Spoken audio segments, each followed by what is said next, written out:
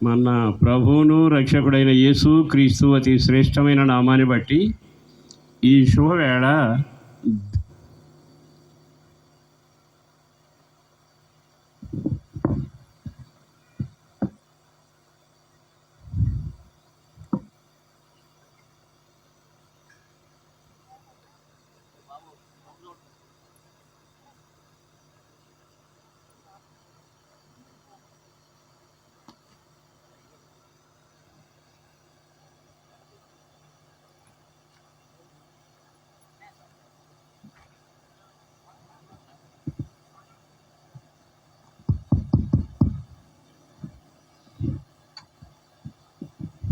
ఈ శుభవేళ ఈ కార్యక్రమంలో పాల్గొంది దేవుని మాటలు వినడానికిని దేవుని సాన్నిధ్యాన్ని అనుభవించడానికిని ఆయన పాదాల పట్టుకుని ఆరాధించడానికిని ఆయన మనకి ఇవ్వబోయే దీవెనలో పొందడానికి వచ్చిన దేవుని బిడ్డలని మీ అందరికీ పేరు పేరున హృదయపూర్వక వందనాలు.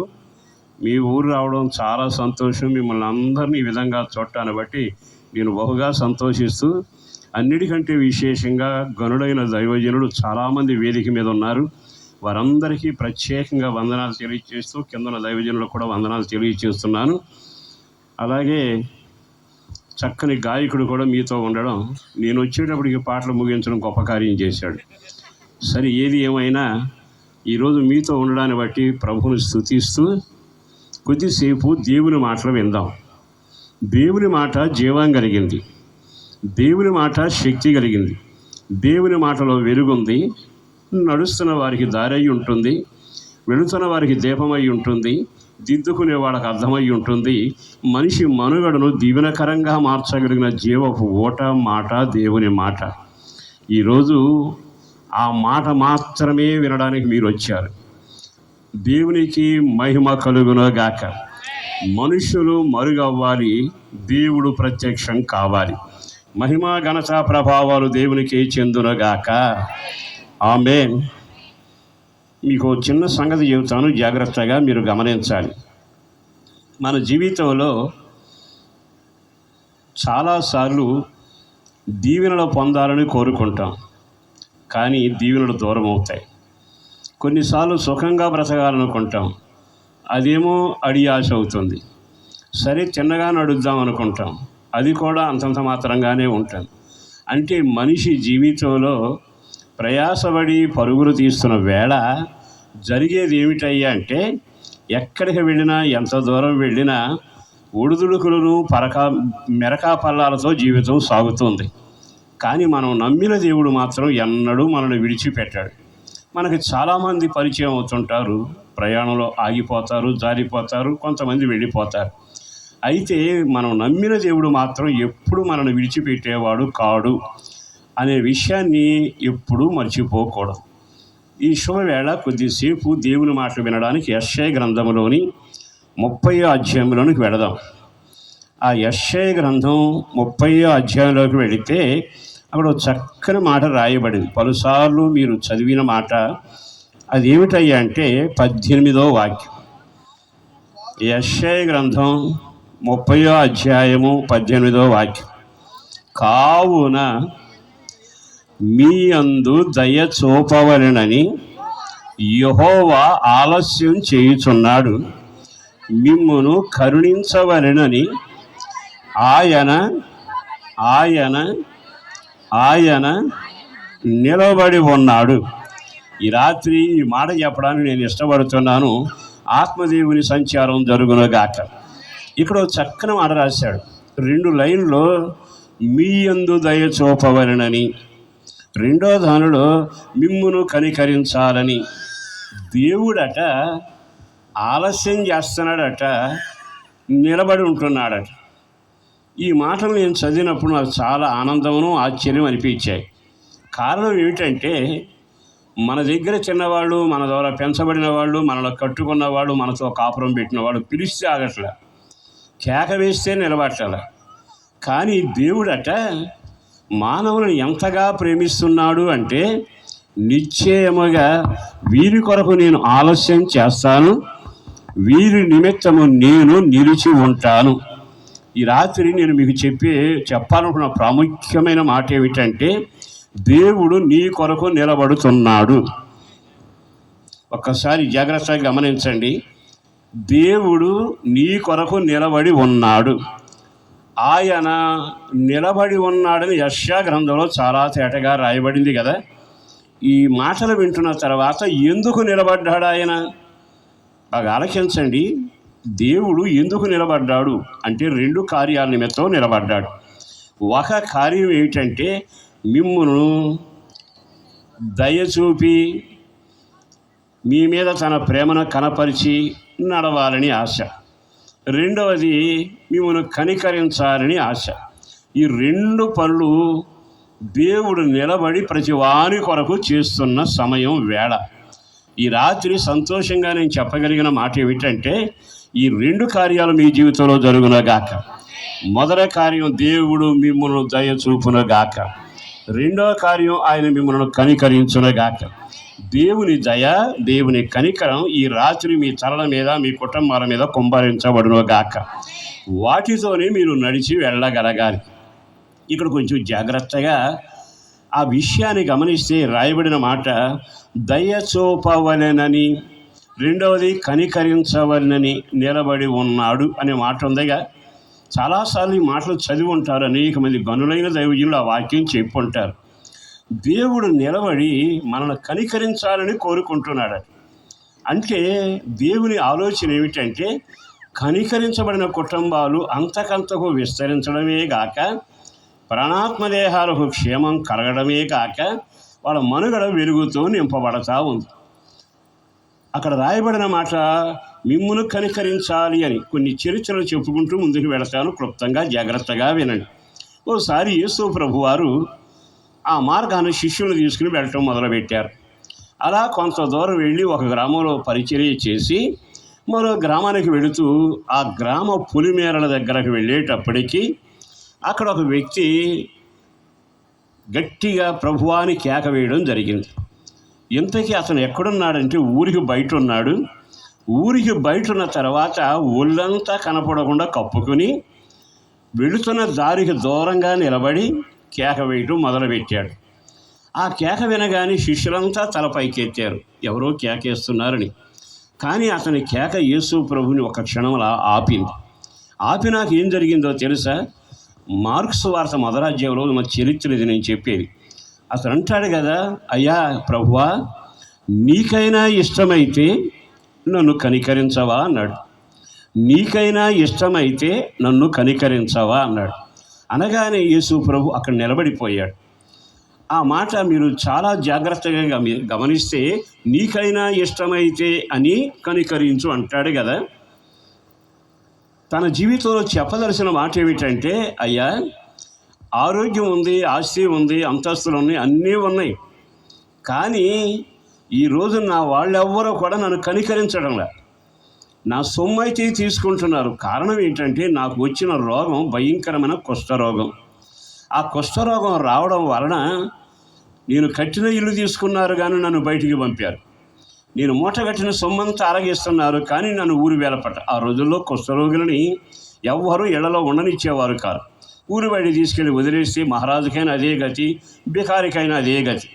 ఆ తర్వాత ఊళ్ళో బంధువులంతా బయటకు వచ్చి రోజుకోసారి ఒక రొట్టె విసిరితే దూరా నుండి వాడు తీసుకుని అది తిని కొంతకాలానికి అవయవాలని క్షీణించిపోయాక కుష్ఠరోగులు అలాగే చనిపోయేవాడు. అతను అన్నమాట అంటాడు, నీకైనా ఇష్టమైతే. అతని భావన ఏమిటంటే, ఇంత కష్టపడి పిల్లల్ని పెంచానే వాళ్ళకు కూడా నేను ఇష్టం లేదు, ఇంతగా మూటగట్టి ఇల్లు కట్టానే కానీ నేనంటే వాళ్ళకి ఇష్టం లేదు. అంటే వ్యక్తి సొమ్ము కావాలి, వ్యక్తి సంపాదన కావాలి, వ్యక్తితో కావలసిన బాంధవ్యాలు కావాలి. అతను కష్టపడితే మనం బతకాలి. కానీ అతని కుష్ఠరోగం వచ్చేటప్పటికీ అతగాని దూరంగా తీసుకుని పెట్టి ఎంత భయంకరంగా మాట్లాడుతూ ఉంటే వెంటనే ఒక క్షణం ఆగి యేసు ప్రభు దగ్గరగా వెళ్ళాడు. దగ్గరగా వెళ్ళి అతను అక్కడ చక్కని మాట అన్నాడు. ఏమన్నాడు తెలుసా? నీవు బాగుపట్ట నాకు ఇష్టమని చెప్పి అతగాడి మీద చెయ్యి చాపి, ఇదిగో నిశ్చయముగా నాకిష్టమే, నీవు బాగుపడు అని కేక వేశాడు. ఈ రాత్రి మాట నేను మీతో చెప్పడానికి సంబరపడుతున్నా. కారణం ఏమిటంటే, అందరూ అతన్ని అయిష్టంగా చూశారు, చేర్చుకోలేదు, ఇంట్లో ఉండనివ్వలేదు. ఎవరు అతని పట్ల కనికరించరా. కష్టార్జితాన్ని తిన్నారు, అతను సాకిరి చేస్తే సమస్తమైన సుఖం అనుభవించారు, కానీ నెట్టివేశారు. కానీ నా దేవుడు ఎవరో తెలుసా? ఆ మార్గాన వెళుతూ అక్కడ నిలిచి, ఇతడు ఈ స్థితిలో ఉండడం నాకు ఇష్టం కాదు. నేను మళ్ళీ ఒక మాట చెబుతానండి. మనం ఎవరి పోలిక? దేవుని పోలిక. మన నాసికారంధ్రాల్లో ఊపిరి ఊదాడు ఆయన. అన్నిటికంటే విశేషం గొప్ప కార్యం ఏమిటో తెలుసా? మనం ఆయన చేసిన బొమ్మను ఆయన ఊదగా ఊపిరి చేత జీవాత్మగా మారాం. ఇప్పుడు ఆయన అంటాడు, నా పిల్లలు ఇలా ఉండడం ఇష్టం లేదు, నేను చేసిన ఈ బొమ్మలు నా స్వరూపమందు చేయబడిన వ్యక్తులు అలా ఉండడం నాకు ఇష్టం లేదు అని చెప్పి, నాకిష్టమే అని చెయ్యి అలా చాపాడు. అతను అడిగిందేమో కనికరించయ్యా అని అడిగాడు, నువ్వు దాటి వెళ్ళబాకయ్యా అని అడిగాడు. వెంటనే నెమ్మదిగా చెయ్యి చాపి నాకు ఇష్టమే అని చెప్పగానే అక్కడ ఒక మాట రాశాడండి. వెంటనే అతని కుష్ఠరోగము బాగుపడిననుందా, విడిచి వెళ్ళిపోయిననుందా? విడిచి వెళ్ళిపోయాను. దేవుడు హస్తం చాపితే, దేవుడు ఒక వ్యక్తిని కనికరిస్తే, దేవుడు ఒక కుటుంబాన్ని కనికరిస్తే, దేవుడు ఒక దేశాన్ని కనికరిస్తే, దేవుడు వ్యక్తిగతంగా నిన్ను కనికరిస్తే ఆయన చేసే కార్యం ఏంటో తెలుసా? ఆయన ఈ రాత్రిని తల మీద చేయి పెట్టబోతా ఉన్నాడు. మీ వ్యక్తిగత జీవితంలో గొప్ప కార్యం జరగబోతుంది. ముదిరిన రోగంతో ఉన్నా, కలవరాలతో ఉన్నా, కష్టాల కడలలో ఉన్నా, ఈ జీవితంలో విలువ లేకపోయినా, 10 మంది గుర్తించకపోయినా, వెంటబడే జనం లేకపోయినా, నా రాత ఇదే అనుకుని నువ్వు వెల చెందుతున్న, చరిత్ర తిరగబడుతున్న రాత్రి నా దేవుడెవరో తెలుసా? నాకిష్టమే నీవు బాగుపడుట, నాకిష్టమే నీవు బాగుపడుట, నాకిష్టమే నీవు బాగుపడుట. ఈ రాత్రి మాటలు వింటున్న సహోదరులారా, మరొక్కసారి నా యేసును బట్టి బ్రతిమలాడుతూ చెబుతున్నా, నీ సమస్య ఏదైనా, నువ్వు ఎలాంటి వేదనలో ఉన్నా, కలవరాలలో ఉన్నా, చెప్పుకోలేని సమస్యలో ఉన్నా, విడిపోయిన కాపురమైనా, చెడిపోయిన గూడైనా, నష్టపోయిన వ్యాపారమైనా, ఏదైనా కానీ ఈ రాత్రి ఆయన నీ మీద దయ చూపవలెనని, ఆయన నిన్ను కనికరించాలని ఇక్కడ నిలబడి ఉన్నాడు. చేతులతో ఒకసారి హల్లెలూయా చెబుదామా? ఆయన ఈ రాత్రి నిలిచింది నీ కొరకే. ఆయన నిలుస్తాడు, చేతిని చాపుతాడు, నిన్ను కనికరిస్తాడు. నేను చెప్పే రెండో మాట ఏమిటో తెలుసా? కుష్ఠ రోగం అతనిని చెప్పాలి విడిచి వెళ్ళిపోయాను. ఈ రాత్రి ఆ కుష్ఠరోగినే కాదు, ఎలాంటి సమస్యలు ఇక్కడికి వచ్చినా ఈ రాత్రి ఆయన చెయ్యి చాపితే కొన్ని సంవత్సరాలుగా పీడిస్తున్న సమస్య నిన్ను వదిలి వెళ్ళిపోవునుగాక. నమ్మిన వాళ్ళు ఆమేన్ అని చెప్పండి. ఆమేన్. ఖచ్చితంగా ఆయన అంటున్నాడు కదా, వదిలి వెళ్ళిపోయాను, విడిచి వెళ్ళిపోయాను. అది క్యాన్సరే కానీ, మరో జబ్బే కానీ, నష్టమే కానీ, ఈ కుటుంబాల్లో కలతలు కలుగు చేసే చీకటి శక్తులే కానీ, అది ఏదైనా కానీ వచ్చేటప్పుడు బాధలతోనూ, కన్నీళ్లతోనూ, సమస్యలతో మీరు వచ్చారు. ఈ రాత్రి దేవుడు చెయ్యి చాపబోతున్నాడు. కుష్ఠరోగి మీద చెయ్యి చాపిన వాడే నీ మీద చెయ్యి చాపుతాడు. విచిత్రమైన అనుభవం ఏమిటో తెలుసా? ఆ తరువాత జరిగేది ఏమిటో తెలుసా? నిశ్చయంగా నీ సమస్య నిన్ను వదిలి వెళ్ళిపోవునుగాక. ఆ తర్వాత నీ జీవితం మరలా ఒక నూతన సృష్టిగా మారబోతుంది. ఓ నూతన వ్యక్తిగా మారబోతున్నావు. ప్రభు తప్పక చేర్చుతాడు. గమ్యాన్ని చేర్చి నీ జీవితాన్ని ఆశీర్వాదకరంగా మార్చడానికి సరిపోయిన వాడు ఆయనే. అందుకే ఆయన కుష్ఠరోగిని కనికరించాలని అక్కడ మార్గాన వెళుతూ నిలిచి అతగాడికి చేసిన ఘనకార్యాన్ని మీరు చూస్తున్నారుగా. ఈరోజు ఎందుకో ప్రత్యేకంగా ఈ కూడికి ఏర్పాటు చేయబడింది. దేవుని సంకల్పం ఇక్కడ నెరవేరుతుంది. ఈ ప్రాంతాన్ని ప్రభు కదిలించబోతా ఉన్నాడు. ఎంతమంది ఇక్కడ అడుగు పెట్టారో వారందరి మీద ఆయన చెయ్యి చాపి వారిని కనికరించడానికి ఆయన ఇంకా నిలిచి ఉన్నాడు. దేవునికే మహిమ కలుగునుగాక. ఈ జీవితంలో విశ్వసించగలిగితే అది ఎలాంటి సమస్య అయినా అద్భుతమైన విడుదల మీరు అనుభవిస్తారు. కొన్ని సంవత్సరాలుగా వెంటాడుతున్న శాపం కావచ్చు, కొన్ని సంవత్సరాలుగా వెంటాడుతున్న చీకటి శక్తి కావచ్చు, కొన్ని సంవత్సరాలుగా వెంటాడుతున్న కన్నీడి చరిత్ర కానీ, ఏదైనా కానీ అద్భుతం జరుగుతుంది. నేను చిన్న మాట చెబుతాను, జాగ్రత్తగా ఆలకించండి. అదేమిటంటే, నాకు విశ్వాసుల్లో ఒక అమ్మాయికి వివాహం చేయాల్సి వచ్చింది.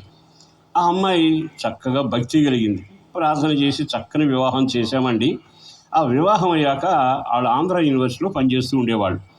అతడు ఎకనామిక్స్ డిపార్ట్మెంట్లో పనిచేస్తూ ఉన్నాడు. ఉన్నట్టుండి చిన్న గొడవలు వచ్చి రాను రానది ముదిరి ఆ అమ్మాయిని తీసుకొచ్చి పుట్టింటికాడ వదిలేశారు. వదిలేసిన తర్వాత జరిగిన చిత్రం ఏంటంటే 7 సంవత్సరాలు ఆ అమ్మాయి దగ్గరకు రాలేదండి. ఫోన్ కానీ ఎప్పుడు సంబంధాలు లేకుండా తెగదెంపులు అయిపోయాయి. చివరికి బంధువులంతా ప్రయత్నం చేశారు, విఫలమైంది. మానక మందిరానికి వచ్చేది. ఆ పిల్లలు చూస్తే నాకు ఏడుపు వచ్చేది. కారణం నేనే కదా పెళ్లి చేసింది.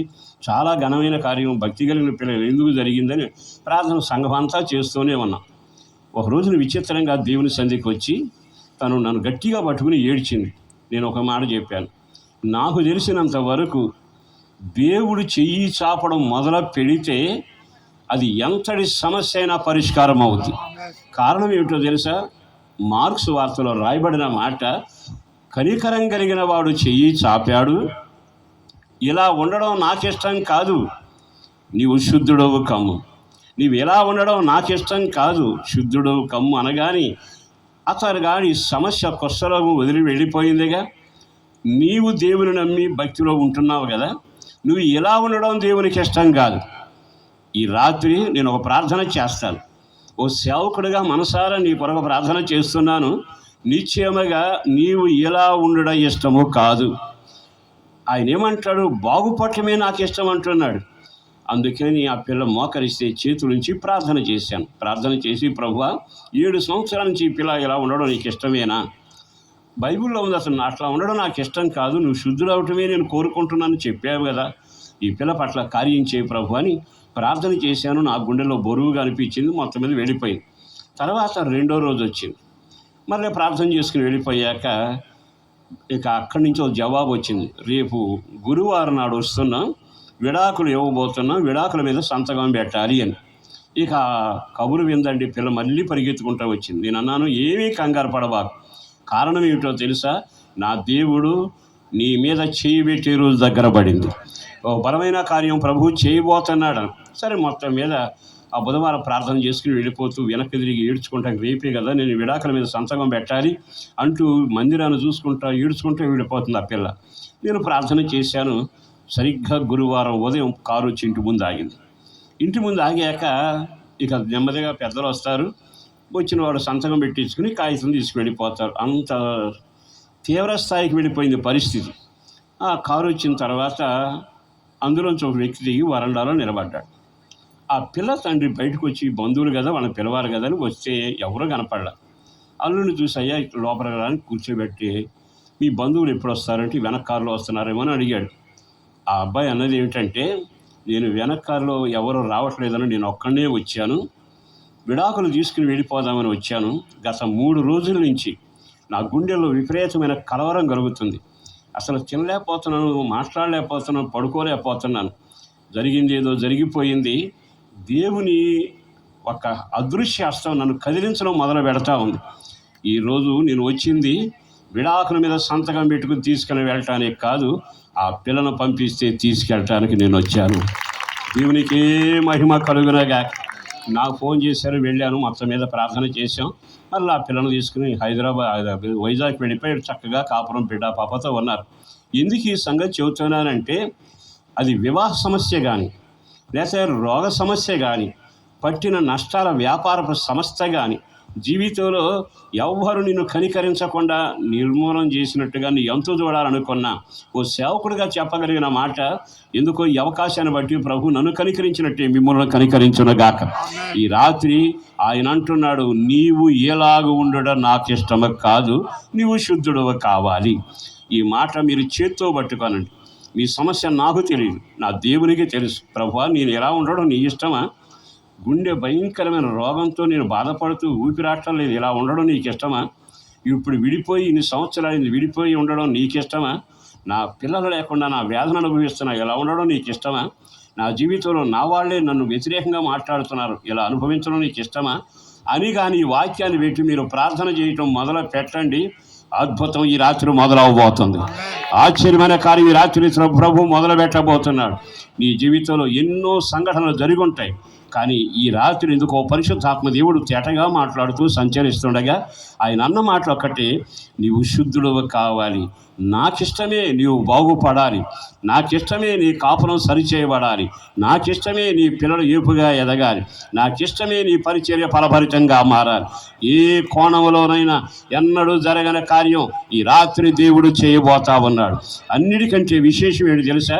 ఎన్ని రకాల సమస్యలు నిన్ను పట్టి పీడిస్తున్నా, ఎన్ని రకాల కన్యల చరిత్ర నేను వెంటాడుతున్నా, అది ఈ రాత్రి నువ్వు నమ్మి విశ్వసించి ప్రార్థన చేయగలిగితే అది విడిచి వెళ్ళిపోవునగాక. కుడి చేయి పైకి ఎత్తి అట్లా అనండి, అవి విడిచిపోవునగాక. నీ సమస్య విడిచిపోవునగాక, నీ సమస్య విడిచిపోవునగాక.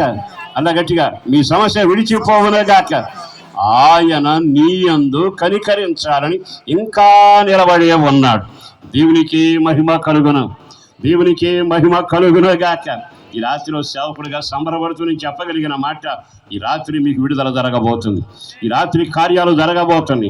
ఎన్నో సంవత్సరాలుగా చెప్పుకోలేని బాధలతో నీవు కుమిలిపోయిన చరిత్ర తిరగబడుతున్న రాత్రి నాకు చెప్పనక్కర్ల, నా యేసు ఒక మాట చెప్పండి, మరలా వచ్చేవారు మీరు ఏ సంఘాల నుంచి వచ్చారో అక్కడ మీరు సాక్షులై ఉందురుగాక, అక్కడ సాక్షులుగా మీరు వర్ధిల్లుదురుగాక.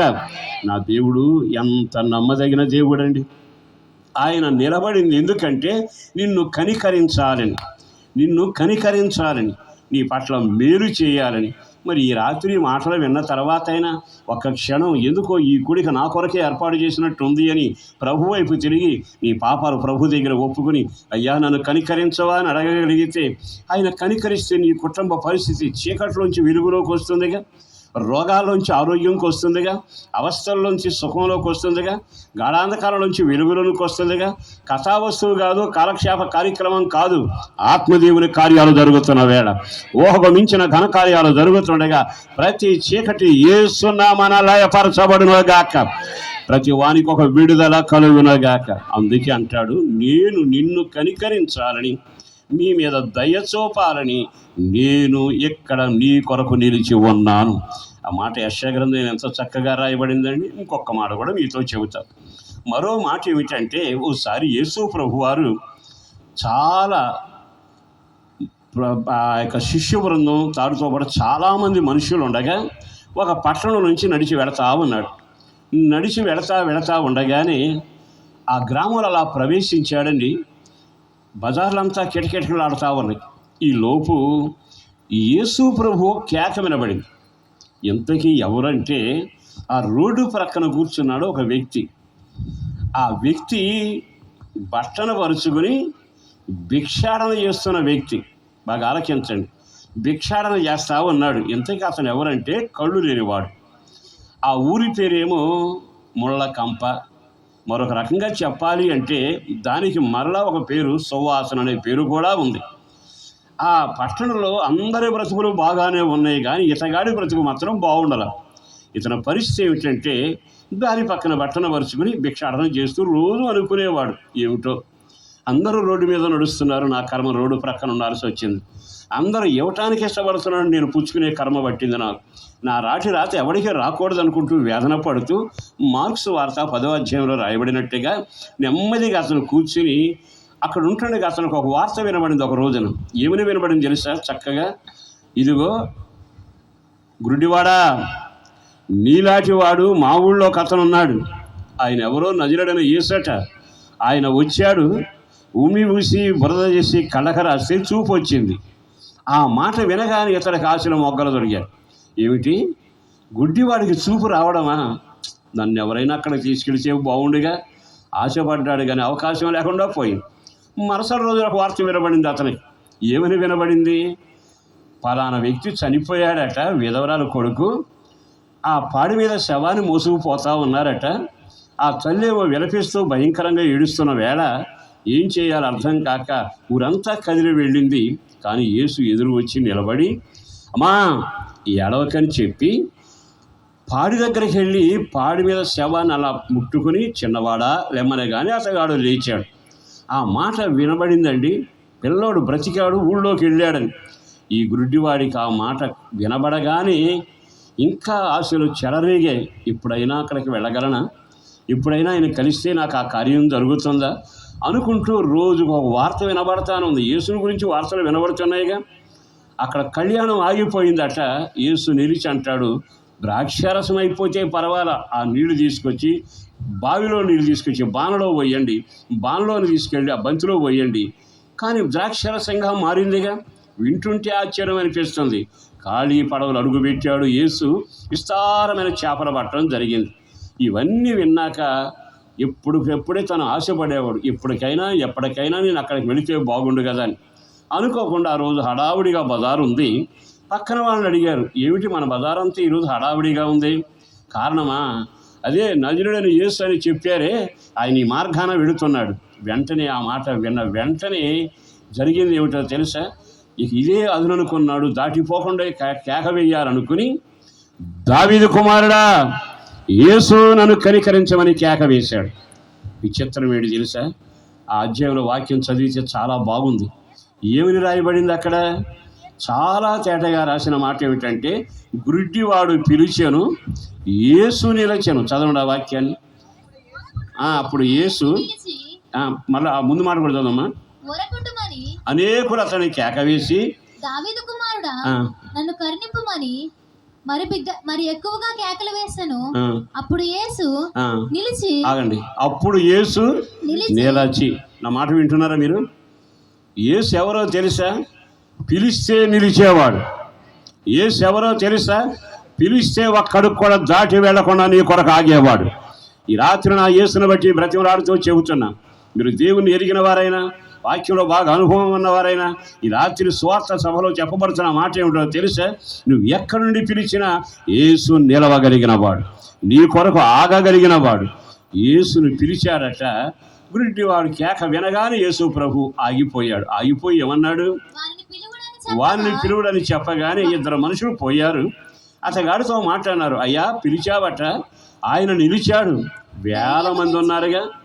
1000 మందిలో ఈ కేక దేవుడు విన్నాడు. ఈరోజు యేసు ప్రభు ఎలాంటి వాడు తెలుసా? ప్రార్థన ఆలకించువాడు. ఆయన ఎవరో ఇంకో మాట చెప్పనా? తప్పనిసరిగా నీ వ్యక్తిగత జీవిత అనుభవాల్లో నువ్వు ఎక్కడుండి కేక వేసినా, మిగిలిన వాళ్ళు విన్నా వినకపోయినా దేవుడు ఆలకిస్తాడు. ఆలకించడమే కాక నీ కొరకు ఆగుతాడు. ఆగటమే కాక నిన్ను రమ్మని పిలవగలిగిన వాడు. తిన్నగా వచ్చాడా? ఆ బట్టన పారవేశాడండి. దిగ్గున లేచి వచ్చాడు. యేసు ప్రభు దగ్గరకు వచ్చాక యేసు ప్రభు చక్కని మాట అడిగాడు. బట్ట పారవేయటం చూశాడు, చిల్లర పైసలు వదిలేయటం చూశాడు. కానీ తిన్నగా దేవుని దగ్గరకు వచ్చాక అతను ఎందుకు వస్తాడో దేవునికి తెలుసు. కానీ అడిగాడు, ఏం చేయమంటావు అని. వెంటనే అతను ఏమన్నాడు తెలుసా? బోధకుడా నాకు దృష్టి కలుగచేయి. ఇప్పటి వరకు నేను బిచ్చగాడిని, చూపు లేని వాడిని, అమ్మ ముఖం తెలీదు, తినే కంచం తెలీదు, సూర్యచంద్ర నక్షత్రాలు తెలీదు, గులాబీ రంగు తెలీదు, పరిస్థితి అంతా దారుణంగా ఉంది. అయినా నేను నిన్ను కేక వేశాను, నా కొరకు నిలిచినవాడా నాకు చూపు దయచేయి. యేసు ప్రభు ఎంతో సంబరపడిపోయి ఉంటాడు. మీరు బైబిల్లో చాలాసార్లు చూసుంటారు కదా. యేసు ప్రభు దగ్గరికి చాలామంది వెళ్ళారు. వెళ్ళి, బోధకుడా నాకు ఇది చేయవా, అయ్యా మా అమ్మాయి దయ్యం పట్టింది బాగు చేయవా, పలానా రోగం బాగు చేయమంటే యేసుని అడిగారు. కానీ ఈ అధ్యాయంలో చరిత్ర ఏమిటో తెలుసా? ఆయన ఇతగాడిని అడుగుతున్నాడు. అన్ని చోట్లనేమో యేసుని అడిగారు, ఇక్కడేమో యేసు అతను అడుగుతున్నాడు, నీకు నేను ఏమి చేయాలి? ఈ రాత్రి రెండో మాట మీకు చెప్పగలిగింది ఏమిటో తెలుసా? నువ్వు కానీ కేక వేయటం నీకు వీలైతే ఈ రాత్రి నీ సమస్య పరిష్కరించడానికి ఆయన ఇక్కడ నిలబడి ఉన్నాడు. చేతులతో ఒకసారి ఆమేనని చెబుదామా? గట్టిగా హల్లెలూయా చెబుదామా? నువ్వు కేక వేస్తే నిలుస్తాడు. ఆ మాట ఎన్నిసార్లు నేను చదువుకుంటాను. గుడ్డివాడు కేక వేయగా యేసు నిలచాను. నీ బంధువులు నిలబట్టాలా, నీ స్నేహితులు నిలబట్టాలా. కానీ భయానకమైన పరిస్థితిలో ఉండి, ఈ రోజున భయంకరమైన పరిస్థితిలో నీ ఉండి కేక వేసిన ఆయన నిలవడమే గాక నిన్ను అడుగుతాడు, నన్ను ఏం చేయమంటావు, నీకేం చేయాలి? ఈరోజు దేవుని జవాబు పొందడానికి కనికరించగలిగిన దేవుడు ఇక్కడ నిలిచి ఉండగా నువ్వు చెప్పాల్సిందంతా ఆయనతో చెప్పాలి. ప్రభువా, పరిస్థితి ఇలా ఉంది, నన్ను కనికరించయ్యా. పరిస్థితి ఇలా ఉంది, నన్ను కనికరించయ్యా, నన్ను కనికరించయ్యా, నిలబడినవాడా అని కానీ నువ్వు అరవగలిగితే చెప్పగలిగితే నీ జీవితంలో ఎన్ని కార్యాలు చేయాలో అన్ని కార్యాలు ఆయన చేస్తాడు. చేయటమే గాక నీవు కోరినట్టే నీకు జరుగును గాక. ఆమేన్. గట్టిగా చెప్పండి ఆమేన్. ఓ చోట ఇలాంటి మీటింగే పెడుతున్నా. మీటింగ్లో వాక్యం చెబుతుండగా 1000 మంది వచ్చారండి. అందరికీ వాక్యం చెప్పారు. ఆ వాక్యం అయిపోయాక నెమ్మదిగా ఆరాధన ముగిసింది. బయలుదేరి వెళ్ళబోతున్న టైంలో ఒక 16 ఏళ్ల పిల్ల వచ్చింది. అయ్యా ఒక్క క్షణం, ఏమిటమ్మా, మా నాయనమ్మ ప్రార్థన చేసుకోవడానికి వస్తుందయ్యా, ఒక 5 నిమిషాలు ఆగండి అని. సరే ఎక్కడుందంటే ఇంటికాడ నుంచి బయలుదేరిందంటే ఆటోలో తీసుకొస్తున్నారట. ఆగాను. తర్వాత ఆ పిల్ల చెప్పింది, మా నాయనమ్మకి కాళ్ళు బాగా వాసిపోయాయండి, మందులు అయిపోయినాయి, అన్ని ప్రయోగాలు అయిపోయాయి, 7 సంవత్సరాల నుంచి కాలు చాపడమే కానీ కాలు మడతగా రావట్లా, ఒక్క క్షణం ప్రార్థన చేస్తారేమని ఆటోలో తీసుకొస్తున్నామంటే ఆగాను.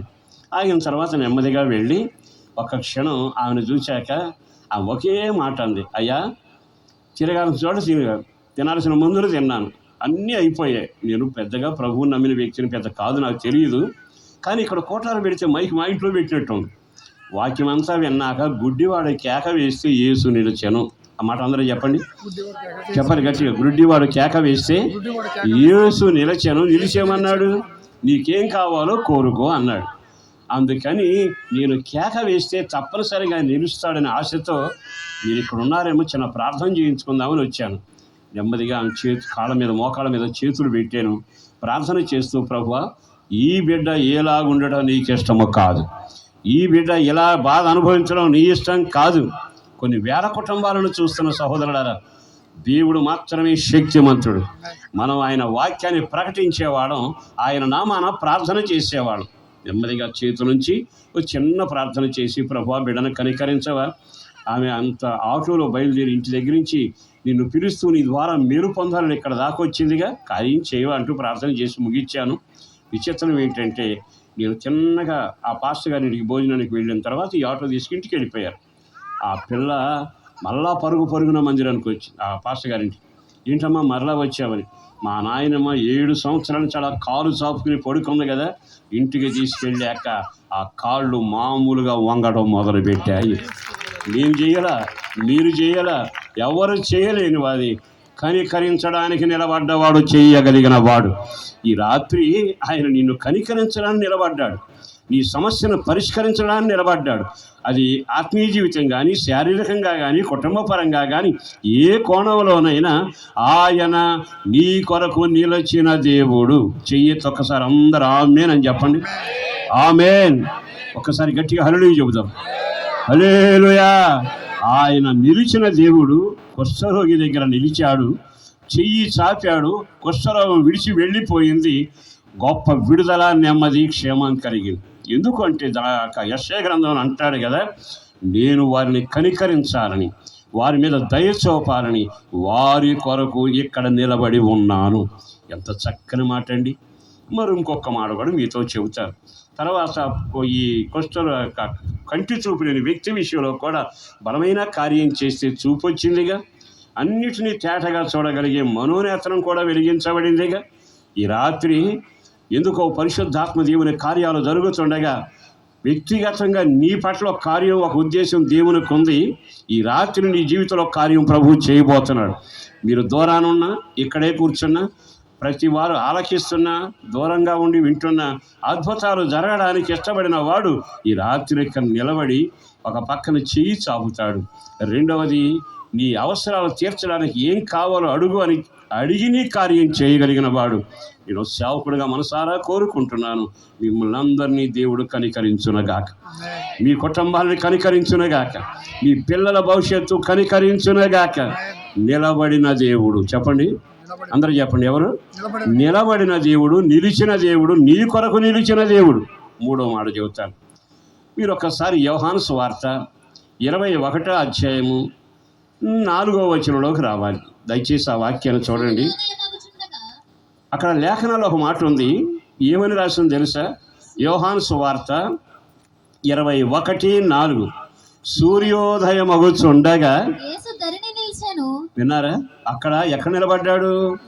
ఎరుకో పట్టణం దారిలో నిలబడ్డాడు. యెషయా గ్రంథంలో ఎక్కడున్నాడు? కనికరం లేని ప్రజల కోసం కనికరించడానికి నిలబడ్డాడు. మూడో స్థలం ఏమిటో తెలుసా? ఆయన ఎక్కడ నిలిచాడో తెలుసా? లేఖనాల ప్రకారం సూర్యోదయమగుచుండగా ఆయన యేసు దరిని నిలచెను. ఇప్పుడు కొన్ని చరిత్రలు చెబుతారు, జాగ్రత్తగా వినండి. నిలబడ్డాడండి. నిలబడగానే ఒక్క క్షణం చేపలు పట్టేవాడు అందరూ వస్తూ ఉండగా ఒక వ్యక్తిని అలా చూచి, పిల్లలారా, తినడానికి మీ దగ్గర ఏమైనా ఉందా అని అడిగాడు. అడగగానే వాళ్ళు ఏం సమాధానం చెప్పారు? చదవమ్మా, అక్కడ రాయబడిన మాట. పిల్లలారా, తినుటకు భోజనానికి మీ దగ్గర ఏమైనా ఉన్నదా? లేదని ఆయనతో వారు చెప్పారు. క్షణం ఆగమా, ఒక్కసారి ఈ చరిత్ర వినే ముందు చేతులు ఒక్కసారి గట్టిగా హల్లెలూయా చెప్పండి. హల్లెలూయా. ఇప్పుడు నేను కొంత చరిత్ర చెబుతానండి. యేసు ప్రభు శిష్యులకి ఒక మాట చెప్పాడు. ఏ మాట చెప్పాడు తెలుసా? నేను వెళుతున్నాను, సర్వాధికారం నాకు ఇవ్వబడింది, మీరు బూదిగంతాలకు వెళ్ళండి, సృష్టికి సువార్త చెప్పండి, నమ్మిన వాళ్ళకు బాప్తిసాలు ఇవ్వండి, దయ్యాలు పడితే వదలగొట్టండి అని అన్ని కార్యక్రమాలు చెప్పి బాధ్యతలు అప్పగించాడు. యేసు ప్రభు చాలా రోజులు మనుషుల మధ్యలో కనబడి వెళ్ళాడు. పునరుద్ధాన పండుగ అయిన తర్వాత సన్నివేశం ఇది. ఈ పేతురు గారు కూర్చుని ఒక మాట అన్నాడు. ఏమన్నాడు తెలుసా? అయ్యా, యేసు ప్రభు అన్నాడు కనుక రొట్టెలు పెరిగాయి, ఆయన విరిస్తే అద్భుతం జరిగింది, శవాలు లేచాయి, నీళ్లు ద్రాక్షారసం అయ్యాయి, దయ్యాలు వదిలిపోయాయి, ఎన్నెన్నో ఘనకార్యాలు చేయి. ఇప్పుడు ఆయన లేడుగా. అయినా సరే, ఒక మాట చెబుతాను వినండి, నేను చేపలు పట్టడానికి వెళుతున్నాను అన్నాడు. ఎప్పుడైతే ఆ మాట అన్నాడో అన్న వెంటనే ఏం జరిగిందో తెలుసా? మిగిలిన శిష్యులంతా 7 ఉన్నారు అక్కడ. అతను చూసి అంటారే కదా, ఏమిటి, యేసుతో తిరిగిన వాడవు నువ్వు, యేసుతో నడిచిన వాడవు నీవు, యేసు దగ్గరగా ఉన్నవాడవు నీవు, యేసులాగా నీళ్ళ మీద నడిచిన వాడవు నీవు, ఆయన ఏం చెప్పాడు నువ్వేం చేస్తున్నావు? అదంతా అనవసరం, నేను చేపల పట్టాకి వెళ్తానని బయలుదేరాడు. మిగిలిన 6 ఏమన్నారంటే, నీవే అంత పని చేస్తే ఇక మేమేం చేస్తాం పద అని అందరూ చేపల పట్టడానికి వెళ్ళిపోయారు. ఈ 21వ అధ్యాయంలో విచిత్రం ఏంటంటే, రాత్రి అంతా వల వేసి తిరిగారు. తిరిగి ఆ తెల్లవారేటప్పటికి ఆటు పోటుల మధ్యలో పడవలన్నీ రేవులోకి వస్తున్నాయి. వచ్చే వాళ్ళ ముఖం చూస్తుంటే అందరి పడవలు నిండాయి. అందరూ సంతోషంగా ఉన్నారు. అమ్ముకుందాం, సొమ్ము చేసుకుందాం అనే పనిలో ఉన్నారు. కానీ యేసు ప్రభు తిన్నగా ఒక వ్యక్తి వస్తున్నాడు. అతని పేరు ఏమిటంటే పేతురు. అతను చూసి అన్నాడు కదా, పిల్లలారా, అంటే 7 ఉన్నారు కదా, పిల్లలారా, తినడానికి మీ దగ్గర ఏమో భోజనానికి ఉందా అంటే, వాడు చెప్పిన సమాధానం వెంటనే, మన పడవ ఖాళీగా ఉండి మనం చూస్తున్నాం, ఒక చేప పడల, ఈయనెవరు మనల్ని అడుగుతున్నాడు అని కూడా ముఖం చూడకుండా లేదు అని ఒక మాట చెప్పారు. ఈ రాత్రి ఒక మాట చెప్పను, యేసు ప్రభు చెప్పినట్టుగా చెయ్యకుండా వీళ్ళు తిన్నగా ఎక్కడికి వెళ్ళారు? చేపల పట్టడానికి వెళ్ళారు. సముద్రం నిండా చేపలు ఉన్నాయి, మిగిలిన వాళ్ళందరికీ చేపలు పడ్డాయి. కానీ ఇతని గాడి పడవలోని చేప పడల. అతను పడవ ఖాళీ. ఇప్పుడు అంటాడు, నా దగ్గర ఏం లేదు తినటానికి. ఒక్క మాట ఆగి ఆలకించండి. యేసు ధరిని నిలిచాడనే మాట నేను చెబుతున్నా. ఇంతకీ జరిగింది ఏమిటంటే, దేవుని మాట చెప్పినట్టు చేయకుండా తనకు దోచినట్టుగా నడిచాడు. కానీ సముద్రం నిండా చేపలు ఉంటాయి, కానీ అతను పడవ ఖాళీగా ఉంటాడు. ఈ రాత్రి ఒక మాట మీతో చెబుతాను. మీలో ఎవరైనా నాకు కాబట్టిన వాళ్ళగా, నాకన్నా పెద్దవాళ్ళు, అనుభవ జ్ఞానులు, దైవజనులు ఉన్నారు, విశ్వాసులు ఉన్నారు, అందరికీ నేను చెప్పగలిగిన మాట ఏమిటో తెలుసా? దేవుడు చెప్పిన మాట వినకుండా నువ్వు ఎప్పుడైతే దారి తప్పి అవతలకు వెళతావో సొంత మార్గంలో, నీ పడవ ఎప్పుడూ ఖాళీగానే ఉంటుంది, నీ బ్రతుకు ఎప్పుడూ ఖాళీగానే ఉంటుంది, నీ జీవితం అంతా ఖాళీ. పోనీ సముద్రంలో చేపలు లేకపోతే ఖాళీగా ఉండొచ్చు, కానీ ఉన్నాయిగా, అందరికీ పడ్డాయి, కానీ నీకే పడలేదుగా. చాలాసార్లు దేవుడు నన్ను దీవించరా, నన్ను ఆశీర్వదించరా, నాకు మేలు చేయరా, నన్ను కనికరించరా, వాళ్ళ పిల్లల్ని ఇలా చేశాడు, వాళ్ళని ఇలా చేశాడు. కారణం ఏంటంటే, దేవుడు ఎప్పుడు అన్యాయస్తుడు కాడు. కానీ దేవుడి మాట వినకుండా చెవి మూసుకుని నీకు తోచినట్టుగా నువ్వు వెళితే అక్కడ జరిగే పరిస్థితి ఏమిటో తెలుసా? లేఖనాల ప్రకారం అంతా ఖాళీ. పడవ ఖాళీ, ఇల్లు ఖాళీ, సమాధానం ఖాళీ, ఆ ఇంట్లో ఐక్యత ఖాళీ, సంతోషం ఖాళీ, ఓ రకంగా చెప్పాలంటే ఆరోగ్యం కూడా ఖాళీ. ఎందుకు ఇలా జరుగుతుంది నీకు? నువ్వు అనుకునేది చాలాసార్లు దేవుడు అన్యాయం చేశాడు, దేవుడు మర్చిపోయాడని. ఎప్పుడు అనబాక ఆ మాట. దేవుడు అన్యాయము చేయుట అసంభవము. బైబిల్లో చాలా తేటగా ఉందిగా. ఖాళీ పడవండి. ఈ రాత్రి దండం వేడి చెబుతున్నా. ఉద్యోగం చేస్తున్నారా? వ్యవసాయం వ్యాపారం చేస్తున్నారా? ఆరోగ్యం బాగుందా? బాంధవ్యం మంచిదేనా? అన్నీ ఉన్న నీ ఇంట్లో ఖాళీ అనే మాట వినబడుతుందిగా. ఏమీ లేవట, చక్కగా చెబుతున్నాడు. పడలేదు కనుక తినడానికి ఏమైనా ఉందంటే లేదు. నేను మళ్ళీ ఒక మాట అడగనా మిమ్మల్ని, మీ జీవితంలో అందరూ పాటలు పాడేవాళ్ళే, నేను ఎప్పుడు పాట పాడలేదని వాడు చేయొచ్చండి. కొంతమంది స్టేజ్ మీద పాడతారు, కొంతమంది ఇంట్లో పాడతారు, కొంతమంది బాత్రూమ్ డోర్ దగ్గర పాడతారు. మొత్తం మీద ఎవరైనా పాట పాడతానే ఉంటారు. ఒక ఆయన ఎత్తినట్టున్నాడు, నేను నమ్మనండి. కారణం ఏమిటో తెలుసా? పాట పాడిన వాళ్ళు లేకపోయినా ప్రపంచంలో ఒక పాట ఇప్పటికీ పాడతానే ఉన్నారు. ఆ పాట పేరు ఏమిటో తెలుసా? లేదు. చెప్పండి ఏంటది? లేదు. ఈ పాట పాడలేదా? ఆరోగ్యమా? లేదు. పిల్లకి పెళ్ళ అవ్వలేదు. మాకా ఐక్యత లేదు, మాకా సంతానం లేదు, మాకా చర్చి లేదు, మాకా సహవాసం లేదు, మాకా లేదు అనే మాట మేము ఎప్పుడు ఆ పాట పాడలేదు అన్నవాడు ఇప్పుడు చేయొచ్చండి. నీకు ఎవరు మాట్లాడారు? నాకు తెలుగు అర్థం అవుతుందా పాస్టర్ గారికి? అర్థమైనట్టేనా? లేదు అనే పాట పాడతానే ఉన్నారుగా. ఈ రాత్రి నా ప్రభు పేరట బ్రతిమలాడుతూ చెబుతున్నా, యేసు ఎందుకు ధరిని నిలిచాడో తెలుసా?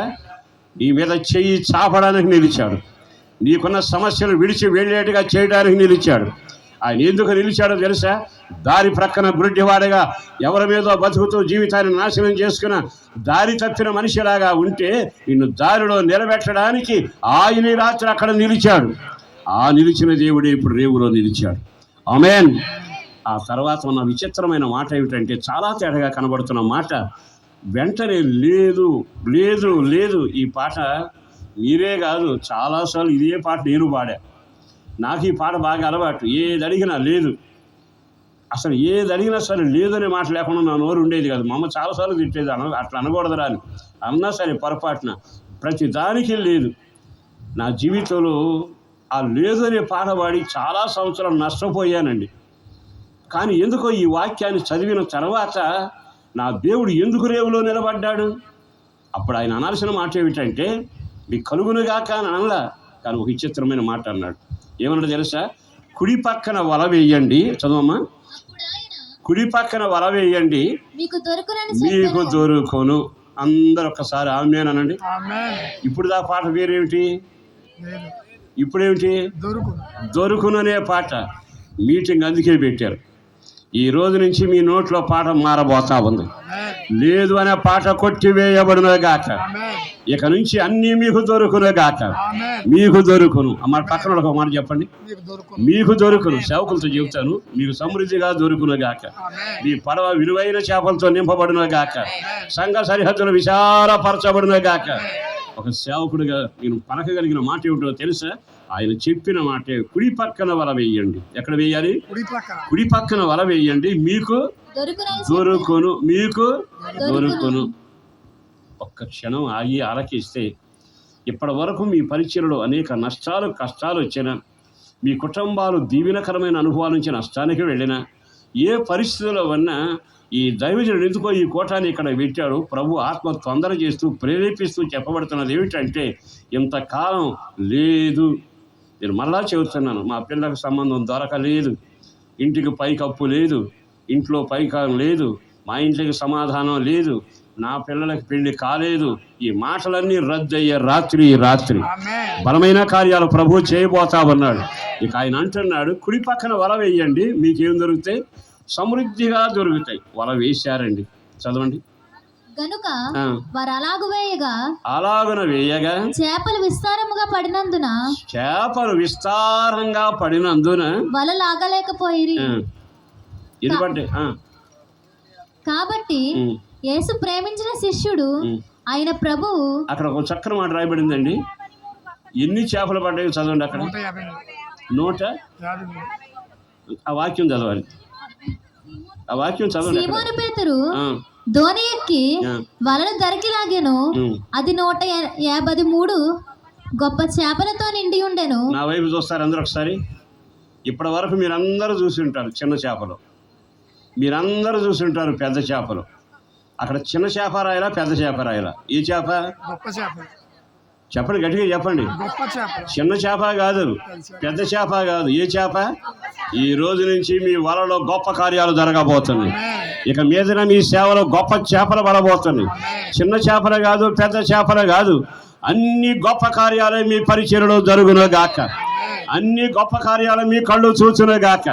నా యేసును బట్టి బ్రతిమలాడుతూ దండం పెట్టి చెబుతున్నా, యేసు ఊరకని ధరని నిలబడరా. ఆయన నిన్ను కనికరించాలని. పడవ ఖాళీగా ఉందని, బ్రతుకు ఖాళీగా ఉందని, జీవితంలో నెమ్మది లేదని, ఇంట్లో ఐక్యత లేదని, సంపాదన లేదని, ఎటు చూసిన వేదన కలవరంతో మగ్గిపోతున్నావని ఎంచిన దేవుడు ఈ రాత్రి సభాముఖంగా నిలబడి అంటున్నాడు, నా మాట విని మీరు కుడి పక్కన వల వేయండి. మీరు బాగా వింటున్నారా? అక్కడ వెళ్ళి బూదిగంతాలకు వెళ్ళి వాక్యం చెప్పమన్నాడు, కానీ చెప్పలేదుగా. ఎప్పుడైతే ఖాళీ పడవ వచ్చిందో కుడి పక్కన వలవే అనగానే మారు మాట్లాడకుండా కుడి పక్కన వల వేశాను. వేసిన వెంటనే అద్భుతం జరిగింది. ఈ రాత్రిలో సేవకుడిగా సవాలుగా చెబుతున్నా, దేవుని మాటను విన్న రోజున సముద్రం తెరవబడుతుంది, ఆకాశం తెరవబడుతుంది. నీవు దేవుని మాట విన్న రోజున బావిలో ఊట కూడా నీ కొరకు మారబోతా ఉంది. దేవుని మాట విన్న రోజున ఆకాశపు ధాన్యం నీ కొరకు దిగబోతా ఉంది. ఊహకు మించిన ఘనకార్యాలు చేయడానికి సరిపోయిన వాడు ఆయనే. ఆయన పేరు నజరుడైన యేసు. ఈ రాత్రి ఆయన నీ కొరకు దరి నిలిచాడు. ఆయన నీ కొరకు దరిని నిలిచాడు. మరొక్క మాట చెబుతాను, ఇక పాట మారిపోవునుగాక. గట్టిగా చెప్పండి, గట్టిగా ఆమేన్. నేను చిన్న సంఘటన చెబుతానండి, మీరు జాగ్రత్తగా వింటున్నారు, కొంచెం ఓపికగా వినండి.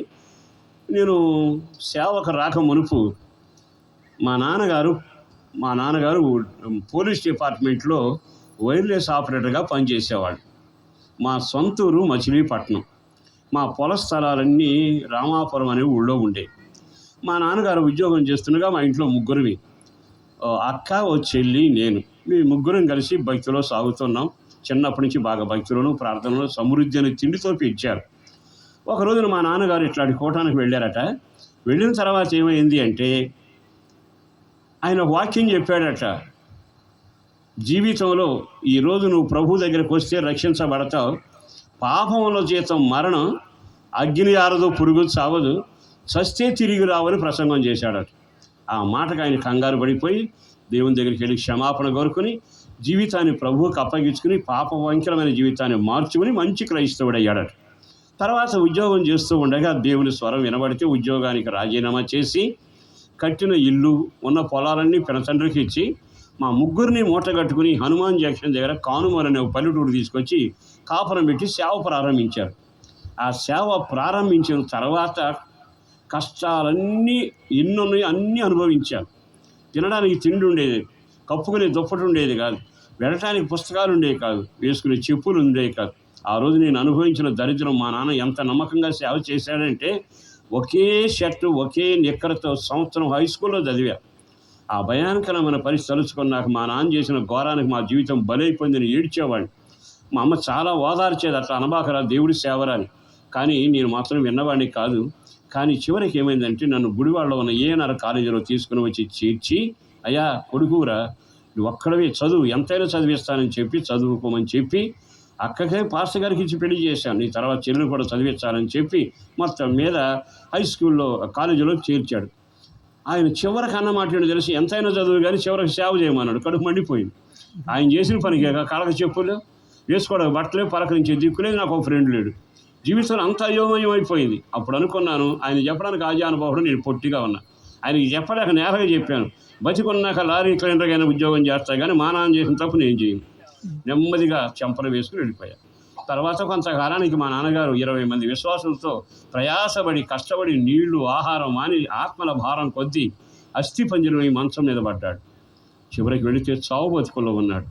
తర్వాత అన్నాడు, అక్కకు పెళ్లి చేశానురా, ప్రభు నన్ను పిలుస్తున్నాడు రా, నేను వెళ్ళిపోతాను, నా మాట విను, నా మాట విను, నా మాట విను అని. ఏమిటన్నా, చెల్లిని కూడా చదివించి పాస్టర్ గారి చేతులను పెట్టరా అంటే చెయ్యి చాపాను.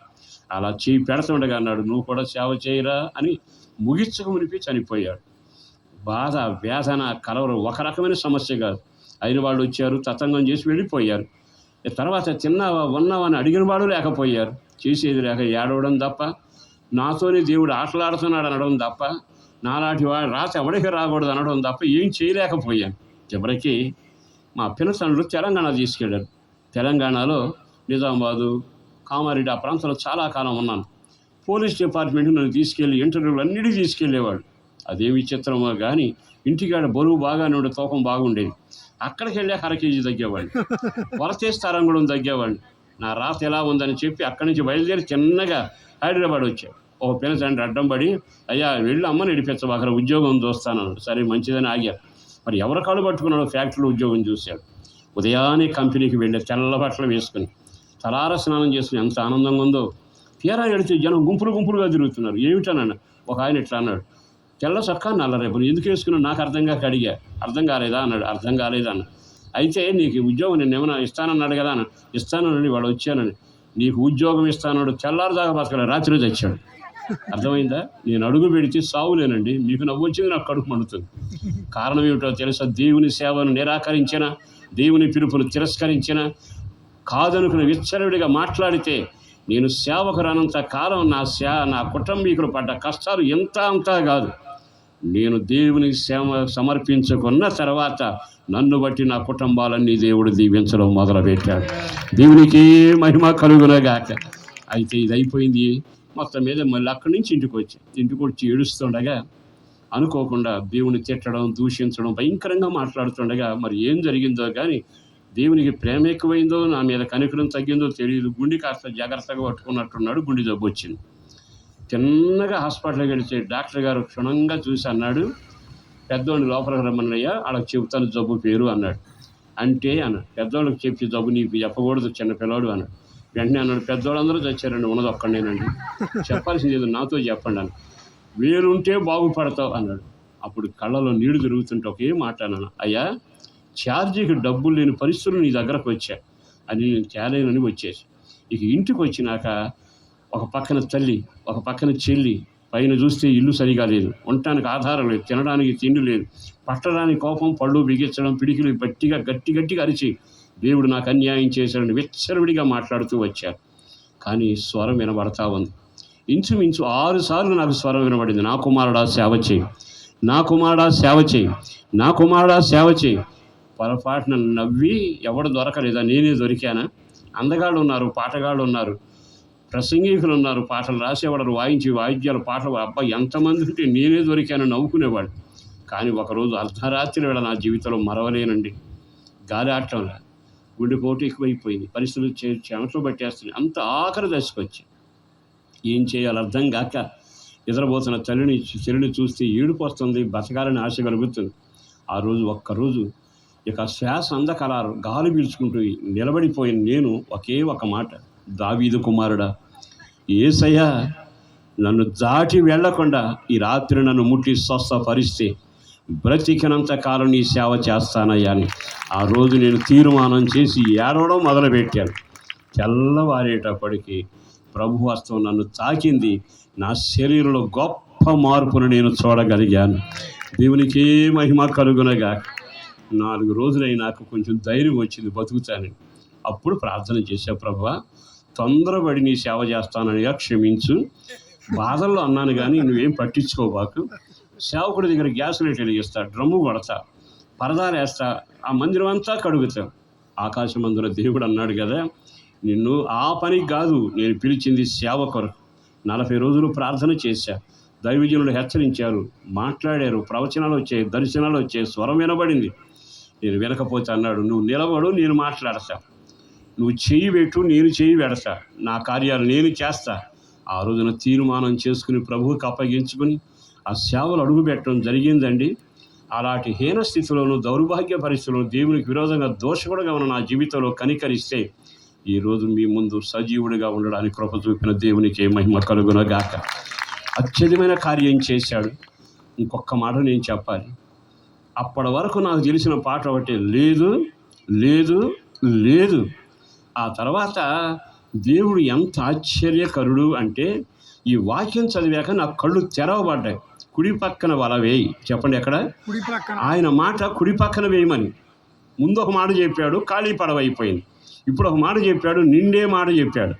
పడవ నిండాలన్నా, జీవితం పండాలన్నా, బ్రతుకు అందంగా ఉండాలన్నా, పిల్లలు ఒలివ మొక్కల్లాగా ఉండాలన్నా, సేవ పరిభరితంగా ఉండాలన్నా, రేపని ఆశ కలగాలన్నా, నీ జీవితంలో సస్యశ్యామలమైన జీవితం కలగాలి అంటే ఈ రోజైనా రెండోసారి నువ్వు ఆయన మాట వినాలి.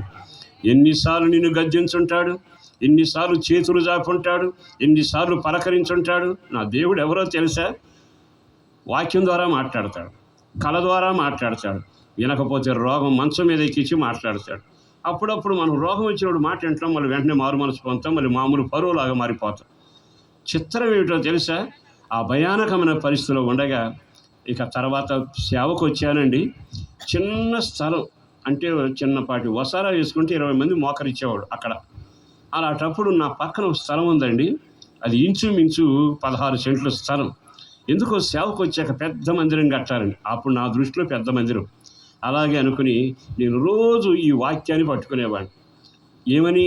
నువ్వు ధరిని నిలిచి ఒక మాట చెప్పావు. ఏమని? నీవు కుడి పక్కన పోయి నీకు దొరుకుతుంది. ఇక నా నోట్లోంచి ఈ పాట కొట్టివేయబడాలి. నెమ్మదిగా పక్కనున్న 16 సెంట్ల స్థలంలోకి వెళ్ళేవాడిని. తెల్లవారుజామున 3 గంటల నుంచి 5 గంటల వరకు ప్రార్థన చేసేవాడిని. ప్రభువా, ఇచ్చినందుకు వందనం, మందిరం గడుతున్నందుకు వందనం, అద్భుతం చేస్తున్నందుకు వందనం. తెల్లారేటప్పుడు బయటపడిపోండి, మందగాదిగా స్థలం. ఆ దారిని పోయేవాళ్ళందరూ చూడక మునిపే లోపలికి వచ్చేవాడు. జరిగిన చరిత్ర ఏంటో తెలుసా? కొంతకాలం అయ్యాక ప్రార్థన చేశాను, కొన్ని నెలలు. అది బేరానికి వచ్చి నా ఇంటి ఎదురుగా ఉండేవాడు. రేడియోలో వార్తలు చదివేవాడు, అద్దంకి మన్నారని. ఆ పురోహితుని ఇంటి ఎదురుగా మా ఇల్లు, వేపన బజార్లో ఉండేవాళ్ళం. అయితే చిత్రం ఏంటంటే, అతను నన్ను పిలిచి అన్నాడు, అయ్యా మీరేమో ప్రార్థన మందిరం, మీ నాన్న ఉద్యోగం మానేసి వచ్చి చేశాడు, చాలా మంచి కుటుంబం మీది, కానీ ఆ పక్కన వాళ్ళు గేదెలు కట్టేసుకుని పశువులు పెట్టుకుని గడ్డివాం పెట్టుకుంటారంట. ఆ స్థలం వాళ్ళు అమ్మమని అడుగుతున్నారు, అమ్మితే ఇక మీరు అక్కడ సేవ చేయలేరు అన్నాడు. కళ్ళలో నీళ్లు తిరిగాయి. ఇంతకాలం నేను ప్రార్థన చేశాను, అడుగుపెట్టిన స్థలం ఇస్తానని వాగ్దానం చేశాడుగా. కానీ జరిగిన చరిత్ర ఏమిటో తెలుసా? నెమ్మదిగా ఏం మాట్లాడాల, ఒక్క క్షణం ఆగి అన్నాడు, నేను వాళ్ళకి ఇవ్వాలనుకోవట్లేదు, మందిరం మీ పక్కనే ఉంది కదా, ఆ స్థలం నీకే ఇస్తాను అన్నాడు. ఇక ఎంత ఆనందం అనిపించిందో. ఒక క్షణం నిలబడి మెట్టు దిగి నిలబడగానే ఎందుకు ఆగావని వెంటనే పాట మొదలుపెట్టా. ఏమని? పైకం లేదు, నా దగ్గర డబ్బు లేదు అన్న. అనగానే ఆయన ఏమన్నాడు తెలుసా? డబ్బు అడిగినా రేటు చెప్పానా, నువ్వు తీసుకెళ్ళి కట్టుకో, నీకెప్పుడు ఎంత ఉంటుందో అంత ఇవ్వు అన్నాడు. ఇక నా క్రిస్మస్ పండుగ అప్పుడే మొదలైపోయింది. ఇక నెమ్మదిగా ప్రభువా నీ కార్యం దొరుకునని మాట ఉందిగా, ఆయన మాట వింటే వల కుడి పక్కన వేస్తే దొరుకుతుంది, నిశ్చయముగా గంప నిండుతుంది.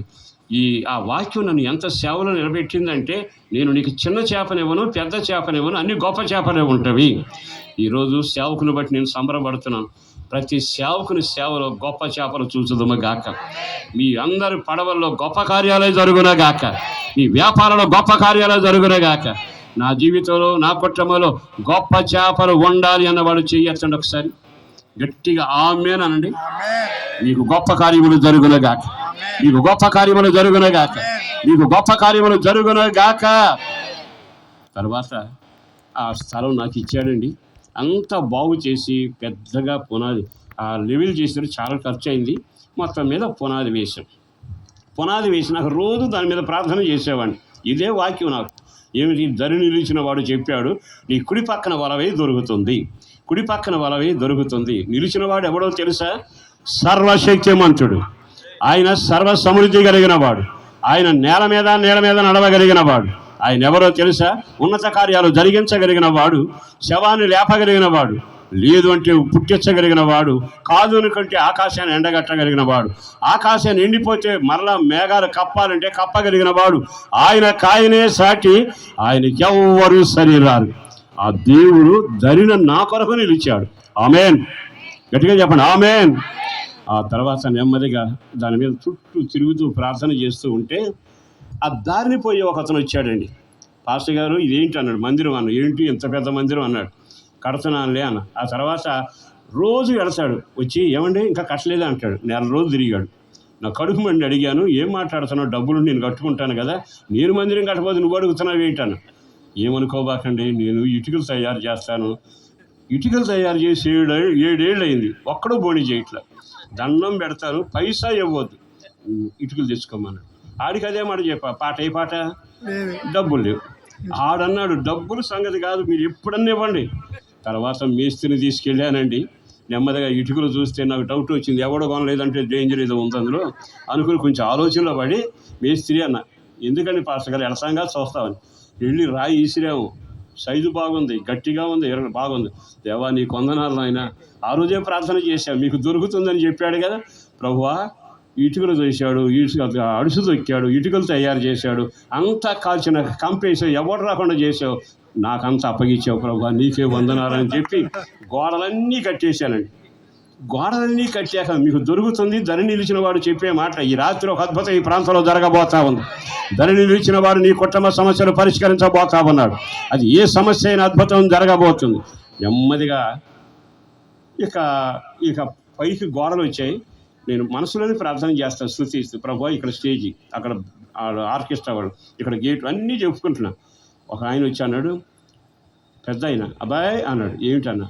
ఏంటి పైకప్పేయలేదు అన్నాడు. కడుపు మండాను, పైకప్పు లేక, పైకి ఉంటే పైకప్పేసాడు కదా అన్నాడు. అంటే ఏమన్నాడు తెలుసా? ఒక మాట చెబుతాను విను. నేను ఈ మధ్య మా ఆవిడ గొడవ పెడితే కోళ్ళఫారం పెట్టా, కొత్తది, అసలు ఎంత ఖరీదైన కర్ర అంటే గట్టి కర్ర, కోళ్ళఫారం పెట్టేదాకా ప్రాణం చేసింది. కోళ్ళు వచ్చాక వాసన చూసి అమ్మే అంటుంది. చివరికి కోళ్ళన్నీ చచ్చాయండి. కోళ్ళఫారం మీకు ఇస్తానండి అన్నాడు. దండం పెడతాను, నాకు వద్దాను అని అన్నాను. నా దగ్గర అసలు పైకం వద్దండి, నా మాటేనండి, మీరు తీసుకోండి. విన్నారా? లేదనే పాట ఈరోజు మీ నోట్లో రద్దు అయిపోవునగా.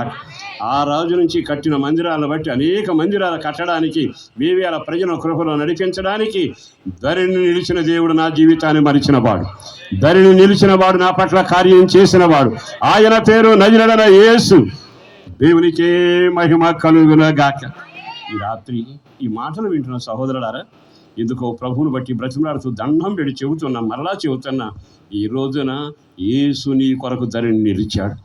గుడ్డివాని కొరకు రోడ్డు మీద నడివీధిలో ఎరుకో పట్టణంలో నిలిచిన వాడు నిన్ను కనికరించాలని యెషయా గ్రంథంలో కనికరం లేని జనాంగం కొరకు ఆయన ఇంకా నిలిచే ఉన్నాడు. ఈ రాత్రి అద్భుతం జరగబోతుంది. తర్వాత మందిరం పూర్తయిపోయిందండి, చక్కని కార్యక్రమాలు జరిగాయి. ఎందుకు ఈ విషయాన్ని ఎక్కడికి వెళ్ళినా నేను జ్ఞాపకం చేస్తానంటే, నా గతాన్ని ఎప్పుడు మర్చిపోలేను. నా దేవుడు చేసిన కార్యాలు లెక్కకు మించినవి. చివరి మాట ఏమిటంటే, దేవుని మాట వినకపోతే పడవంత ఏమైంది? అందరూ చెప్పాలి, పడవంత ఏమైంది? కోట్లు వ్యాపారం చేయి, దేవుని మాట వినకుండా ఖాళీగా ఉంటుంది. నువ్వు ఎంతైనా సంపాదించు, నువ్వు అనుభవించరు, ఎన్నైనా కార్యాలు చేయి, దేవుని మాట వినకుండా ఉంటే.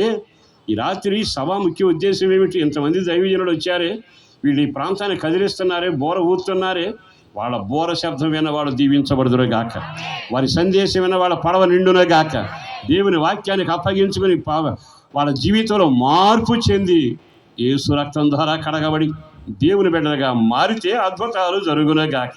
పడవ కాడి వెళ్ళేటప్పుడు ఆలోచించు, ఇక్కడ ఉండగానే ఆలోచించు, ఎందుకని ఇంత చేసినా నా జీవితం ఖాళీ, ఎంత ప్రయత్నం చేసినా అంతా నష్టమే, ఎంత చేసినా. ఇంకొక మాట కూడా చెప్పాలనిపిస్తుంది మిమ్మల్ని చూస్తే. ఓసారి అట జనం అంతా మీటింగ్ పెట్టారట. మీటింగ్ పెట్టి అందరూ మాట్లాడుకుంటున్నారట. ఏమని?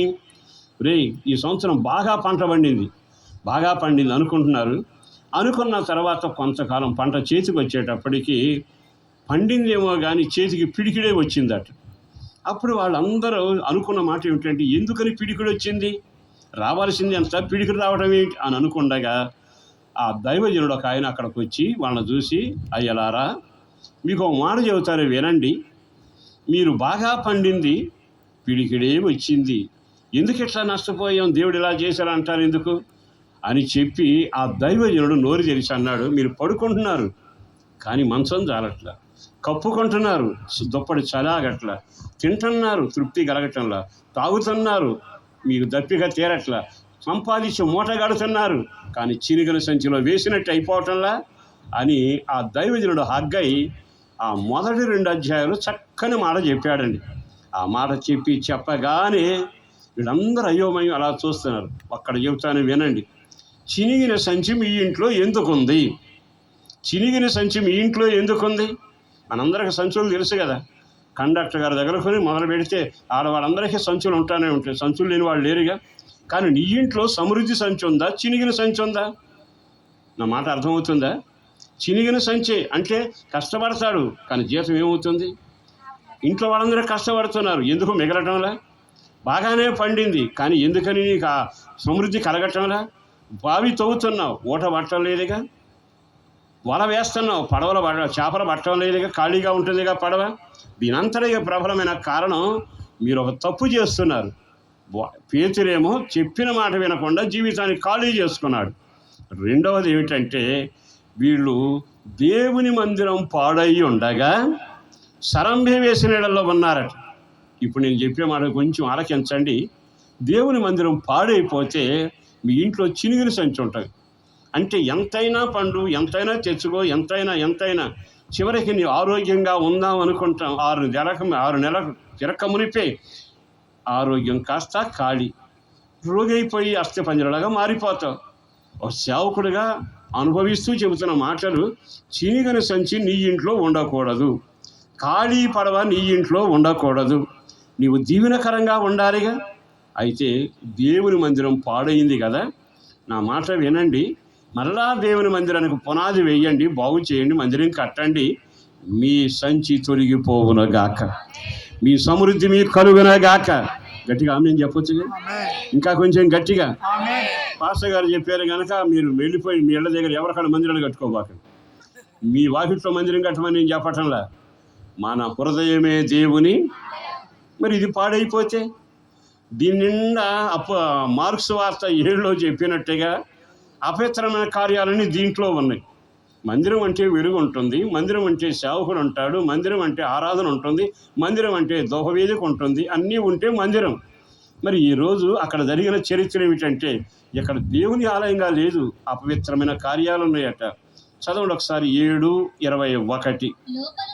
లోపల నుండి అనగా మనుషుని హృదయములో నుండి దురాలోచనలను, జారత్వములను, దొంగతనములను, నరహత్యలను, వ్యభిచారములను. ఆ లిస్టు చూస్తే ఎంత బాగుంది. ఇవన్నీ లోపల ఉన్నాయట. మందిరం పాడైపోయింది. వాళ్ళ ఇంట్లో స్థుతి లేదు, వాళ్ళ జీవితంలో ప్రార్థన లేదు, వాళ్ళు దేవుని సన్నిధికి దేవుని వాక్యం వినరు, దేవుని సేవకుడు చెప్తే ఆలకించరు. కానీ ఈ రోజైనా చినిగని సంస్థ ఎంతకాలం సంచారం చేస్తాం? ఒక ఆయన్ని అడిగా, ఎట్లా ఉన్నారని. 25 ఏళ్ళ నుంచి కష్టపడ్డానండి, కనీసం ఇల్లు కట్టలేకపోయా. కష్టపడ్డాను, పెళ్లి చేయాలనుకుంటున్నాను, నా వల్ల కావట్లా. వాళ్ళకి ఏదో జరిగిందని వింతగా చెప్పడం కాదు, చినిగిన సంచి నిన్ను వెంటాడుతుంది, గమనిస్తున్నావా? నా దేవుడేమన్నాడు? నువ్వు తలగా ఉండాలి, నువ్వు తోకగా ఉండడం దేవుని చిత్తం కాదు. నీ గిన్నె నిండి పొంగి పొరులునగాక. బైబిల్లో రాయబడిన మాట, నీ ఇంట కలిమి సంపద ఉండునగాక. వాక్యానుసారంగా ఎన్ని మాటలు రాయబడ్డాయి. నీ చినిగిన సంచి ఉండడానికి కారణం ఏమిటయ్యా అంటే దేవుని ఆలయం పాడైపోవటం. ఈ రాత్రి ఈ మాటలు వింటున్న సహోదరులారా, యేసు ధరిని నిలిచాడు. చెప్పండి, యేసు ఎక్కడ నిలబడ్డాడు? యేసు ధరిని నిలిచాడు. ఎందుకో తెలుసా? నీ పాట మార్చడానికి. యేసు ధరిని నిలిచాడు. ఎందుకో తెలుసా? నీ పడవ నిండా చేపలు పడి 153 గొప్ప చేపలు నీకు దొరకబోతా ఉన్నాయి. మరొక మాట చెప్పనా? యేసు నీ కొరకు నిలిచింది ఎందుకో తెలుసా? చినిగిన సంచిని ఈ రోజు నుంచి నీలో నుంచి నీ ఇంట్లోంచి తొలగించునుగాక. చెయ్యి తామెనొచ్చుగా, కొంచెం గట్టిగా 4 మాటలు వృత్తంగా చెప్పి ముగిచ్చేస్తాను, టైం అయింది. ఇంకొక క్షణం ఆగి ఆలకిస్తే అక్కడ రాయబడిన మాట ఏమిటో తెలుసా? కొంచెం ఓపికగా వినాలి. చినిగిన సంచిని తప్పించుకోవడానికి నువ్వు మారు మనసు పొంది నీ హృదయంలో ఉన్న పాపాలను ప్రభు దగ్గర ఒప్పుకొని యేసు రక్తం ద్వారా కడగబడి దైవజనుడి దగ్గర బాప్తీసం పొంది నువ్వు దేవుని బిడ్డగా మారాలి. ఎప్పుడైతే నీ హృదయం సరిచేయబడుతుందో, హగ్గయి గ్రంథం 2వ అధ్యాయంలో రాశాడు కదా, ఇంతవరకు శాలలో పశువులు లేకపోయినా, చెట్లు నుండి పూత లేకపోయినా, ఫలాలు కరువైపోయినా, రాయి మీద రాయి పెట్టి పునాది వేశారు. ఇది మొదలుకొని యెహోవా మిమ్ములను ఆశీర్వదించునుగాక, యెహోవా మిమ్ములను ఆశీర్వదించునుగాక. చెయ్యి అందరూ పైకెత్తండి, ఒక్కసారి ఆమేన్ అని చెప్పండి. ఆ మాట చెప్పాలి. ఇది మొదలుకొని మరలా నీ హృదయం దేవుని ఆలయంగా మారితే చినిగని సంచి నిన్ను వదిలి వెళ్ళునుగాక. మరలా ధాన్యం సమృద్ధి అవునుగాక, ద్రాక్షరసం ఆనందం సమృద్ధిగా ఉండునుగాక. పంటల చేత నీ యొక్క ఆనందం పెళ్ళుకే కార్యాలు ప్రభు చేయబోతా ఉన్నాడు. అందుకని ఆయన దారిలో నిలిచాడు. యెషయా గ్రంథంలో కనికరం లేని ప్రజల దగ్గర నిలిచాడు. ఇదిగో సముద్ర తీరాన నిలిచాడు. మరొక మాటలో చెప్పాలంటే నీ జీవితానికి క్షేమం కలుగ చేయడానికి ఆయన నిలిచి ఉన్న దేవుడు. ఆయన పేరు నజరేయుడైన యేసు. యెషయా గ్రంథంలో ఒక వాక్యం చెప్పి ప్రార్థన చేస్తానండి. యెషయా గ్రంథం 30 వాక్యం. అక్కడ ఒక మాట రాయబడింది, జనమా ఇక నువ్వు కన్నీడు విడవనే మాట చదువుకుందాం. జాగ్రత్తగా చూడండి ఒకసారి. సియోనులో యెరూషలేములోని జనమా నీవిక ఏ మాత్రమును ఇక మీదట నీవు ఏ మాత్రము కన్నీళ్లు విడవు. అందరూ ఒకసారి జాగ్రత్తగా మాట వినండి. జనమా, చదువుమా. జనమా నీవు ఇకను ఏ మాత్రమును కన్నీళ్లు విడవవు. అంటే ఇప్పటి వరకు ఏముంది? కన్నీళ్లు ఉన్నాయి. ఇప్పటి వరకు ఏముంది? ఖాళీ పడవ ఉంది. ఇప్పటి వరకు ఏముంది? చినిగిన సంచి ఉంది. ఇప్పటి వరకు ఏముంది? బ్రతికి ఉన్నాను కానీ దారి పక్కన గుడ్డోళ్ళలాగా నా బతికి అయిపోయింది. ఇప్పటి వరకు నీవు ఎలా ఉన్నావు? సమస్యలు నన్ను కమ్ముకొని కుష్ఠరోగిగా ఉంచింది. ఇక మీదట నీ కన్నీళ్లకు ముగింపు కలుగునగాక, నీ సమస్యలకు పరిష్కారం జరుగునగాక. కుష్ఠరోగం విడిచి వెళ్ళాను. నిశ్చయముగా కార్యం ప్రభువు చేయబోతా ఉన్నాడు. నిశ్చయంగా నీ సమస్య నుంచి విడుదల చేయబోతా ఉన్నాడు. ఆయన అంటున్న మాటలన్నీ జాగ్రత్తగా వింటున్నాగా. ఇక మీదట జనమా నీవు కన్నీళ్లు విడవవు. ఆ రాత్రి ఈ రాత్రి అవునుగాక. ఆ కార్యం ఇప్పుడే మొదలవునుగాక. ఒక్క మాట చెప్పి నేను ముగిస్తానండి. నేను ఎప్పుడు ఏడవలేదన్నవాడు చేయొచ్చండి. ఏంటి ఇంతవరకు ఇచ్చాడు ఒక ఆయన. ఏం కంగారు పడబాకండి, నేనేమో నమ్మనులేండి. ఇప్పుడు ఏడవలేదన్న మాట నిజమే. మా ఫ్రెండ్ ఒకడు ఉండేవాడు, వాళ్ళ అమ్మ చస్తే ఏడవలే, వాళ్ళ నాన్న చస్తే కూడా ఏడవలే. కానీ చిత్రం ఏంటి తెలుసా? పక్కింటోడు కారు కొంటే, అయ్యగారు చెప్పండి, పక్కింటోడు కారు కొంటే ఏమవుతుంది? ఏడవనోడు ఎవరు చెప్పండి? అంటే అర్థం ఏంటంటే మనిషి ఎంతసేపు ఎంత దిగజారని స్థితిలో ఉంటున్నాడు. ఈ రాత్రి సేవకుడిగా బ్రతిమలాడుతున్నా. మీరు ఏ కోణంలోంచి ఇక్కడికి వచ్చినా, ఏ ప్రాంతం నుంచి వచ్చినా, ఏ సమస్యల్లో వచ్చినా, ఒకవేళ వ్యక్తిగతంగా నష్టపోతున్నా, కన్నీళ్ళ మధ్యలో ఉన్నా, రోగాలు ముదిరిపోయి ఉన్నా, ఒంటరిగా మిగిలిపోయినా, కాలం కలిసి రాకపోయినా, ఇల్లంతా నరకంలాగా ఉన్నా, కన్నీళ్లకు ముగింపు కలుగుతున్న రాత్రి నా దేవుడు అంటాడు, ఇక నీ కన్నీళ్లను నేను చూడబోతున్నాను. నీ కన్నీళ్లకు ముగింపు కలగబోతుంది. సహోదరులారా, మీరు దూరం నుండి ఆలకిస్తున్న జాగ్రత్త. నా దేవుడు ఎవరో తెలుసా? నీ కన్నీళ్ళ కారణం గమనించి ఆ కన్నీళ్ళ నుంచి నీకు విడుదల కరువు చేయబోతున్నాడు. యెషయా గ్రంథంలో కదా, నీ ప్రతి బాష్ప బంధువు తొడవబడబోతుంది. నీ కన్నీళ్ళకు ముగింపు కలగబోతుంది. మీ దుఃఖం సంతోషంగా మారబోతుంది. ఎప్పుడు సాధ్యం? అసలు కన్నీళ్ళ కారణం ఏమిటో తెలుసా? కేవలం పాపం. ఆదాము చేసిన పాపానికి నెట్టివేయబడ్డాడు. తర్వాత ముళ్ళు మొరిశాడు. ఆ ముళ్ళ పోట్లతో కన్నీళ్లు మొదలయ్యాయి. పాపం ఉన్న చోట కన్నీళ్లు ఉంటుంది. పాపం ఉన్న చోట వేదన ఉంటుంది. పాపం ఉన్న చోట భయంకరమైన వ్యధ ఉంటుంది. పాపం ఉన్న చోట భయము, ఆందోళన ఉంటుంది. కానీ నీ కన్నీళ్లకు ముగింపు కలగాలి అంటే, మళ్ళా చెప్పనా, కన్నీళ్లకు ముగింపు కలగాలి అంటే మూలం ఏంటంటే పాపం. అందుకే కన్నీళ్ళు వస్తూనే ఉన్నాయి, ఆపలేకపోతున్నాం, సర్దుబాటు చేసుకుంటున్నాం. కానీ యేసు అనే దేవుడి లోకానికి వచ్చాడు. పాప పరిహారం కొరకు 2000 సంవత్సరాల క్రితం కొరడాలతో కొట్టబడ్డాడు, దంచబడ్డాడు, భయంకరమైన బాధ అనుభవించాడు. ఆఖరి బొట్టు వరకు రక్తాన్ని కార్చాడు. ఆ కార్చిన రక్తం మన పాప పరిహారం చేసింది. నిజంగా శిలువ యాగం గొప్పది. పాప పరిహారం యేసు రక్తంలోనే సాధ్యం. ఎప్పుడైతే యేసు రక్తం ద్వారా మనం కడగబడతామో మన శాపం, మన పాపం కొట్టివేయబడుతుంది. ఇక నీవు కన్నీళ్లు విడుస్తూ నరకానికి వెళ్ళనక్కరడా, జీవితకాలం కన్నీళ్లతో ఉండనక్కరడా. నిత్యముగా నీ కన్నీళ్ళ నుంచి విడుదల పొంది రక్షించబడిన వారు రక్షణానందంతో తేజోవాసుల స్వాస్థ్యములో ఉండబోతున్నారు. దేవునికి మహిమ కలుగునగాక. చివరిగా మాట, ఇద్దరున్నారు వ్యక్తులు. ఒక అతను బాగా ఉన్నవాడు, మరొక వ్యక్తి లేనివాడు. వీళ్ళిద్దరికి జత కుదిరింది. కానీ ఉన్నవాడు బాగా తినటం మొదలుపెట్టాడు. దేవుని భయం లేకుండా బ్రతకడం జరిగింది. పేదవాడు వస్తాడు, రోజు చెబుతాడు, అయ్యా నా మాట వినరా, దేవుడు ఉన్నాడు, లోకమంతా నాశనం అవుద్ది అని ఎన్ని చెప్పినా వినడా. పక్కన వాడికి ఎంత అన్నం కూడా పెట్టినవాడు కాడు. పడిపోయిన మొక్కలను మాత్రం తిని భక్తిని కాపాడుకున్నాడు. ఒకరోజు మరణం రానే వచ్చింది, సమానంగా కౌగలించుకుంది. తర్వాత ఊరంతా వచ్చి ఉన్నవాడిని పాతిపెట్టారు. లేనివాడి కొరత ఎవ్వరూ రాకపోతే పరలోకం సైన్యం వచ్చింది. దేవుని దూతలు వచ్చి అతన్ని కొనిపోయానని రాయబడింది. కొనిపోయిన వాడు అసలు పాతిపెట్టబడ ఇతడు. ఈ రోజున పాపంలో ఉన్నవాడు పాతిపెట్టబడి నరకంలో అరుస్తుంటాడు. యేసు రక్తం ద్వారా కడగబడిన వాడు, విడుదల పొందినవాడు మేఘాల మీద కొనిపోబడుదురుగాక, మేఘాల మీద కొనిపోబడుదురుగాక. ఒకసారి గట్టిగా చప్పట్లు కొట్టి దేవుని మహిమ పరుద్దాం. నీవు కొనిపోబడే గుంపులో ఉంటావు, కన్నీళ్లు విడుస్తూ నరకము పాతాళంలో ఉంటావా, నిర్ణయం నీదే. అందుకే దేవుడు ఈ రాత్రి ఇక్కడ నిలిచాడు. ఆయన చెయ్యి చాపబోతున్నాడు, నీ సమస్యలను విడిపించబోతున్నాడు. ఘనకార్యాలన్నీ చేస్తుండగా ఈ రాత్రి మాటలు విన్నాక యేసు దాటిపోకమునిపే, సమయం దాటిపోకమునిపే ఓ సేవకుడిగా దండం పెట్టి మీ అందరికి నేను చెప్పగలిగిన మాట, నిత్యముగా నీ కన్నీళ్లకు ముగింపు కలగాలి, నీ పాపానికి పరిహారం కలగాలి, యమగొండం నుంచి నీ ఆత్మ విడుదల పొందాలి, బ్రతికినంతకాలం రెక్కల నెలలో క్షేమంగా ఉండగలగాలి.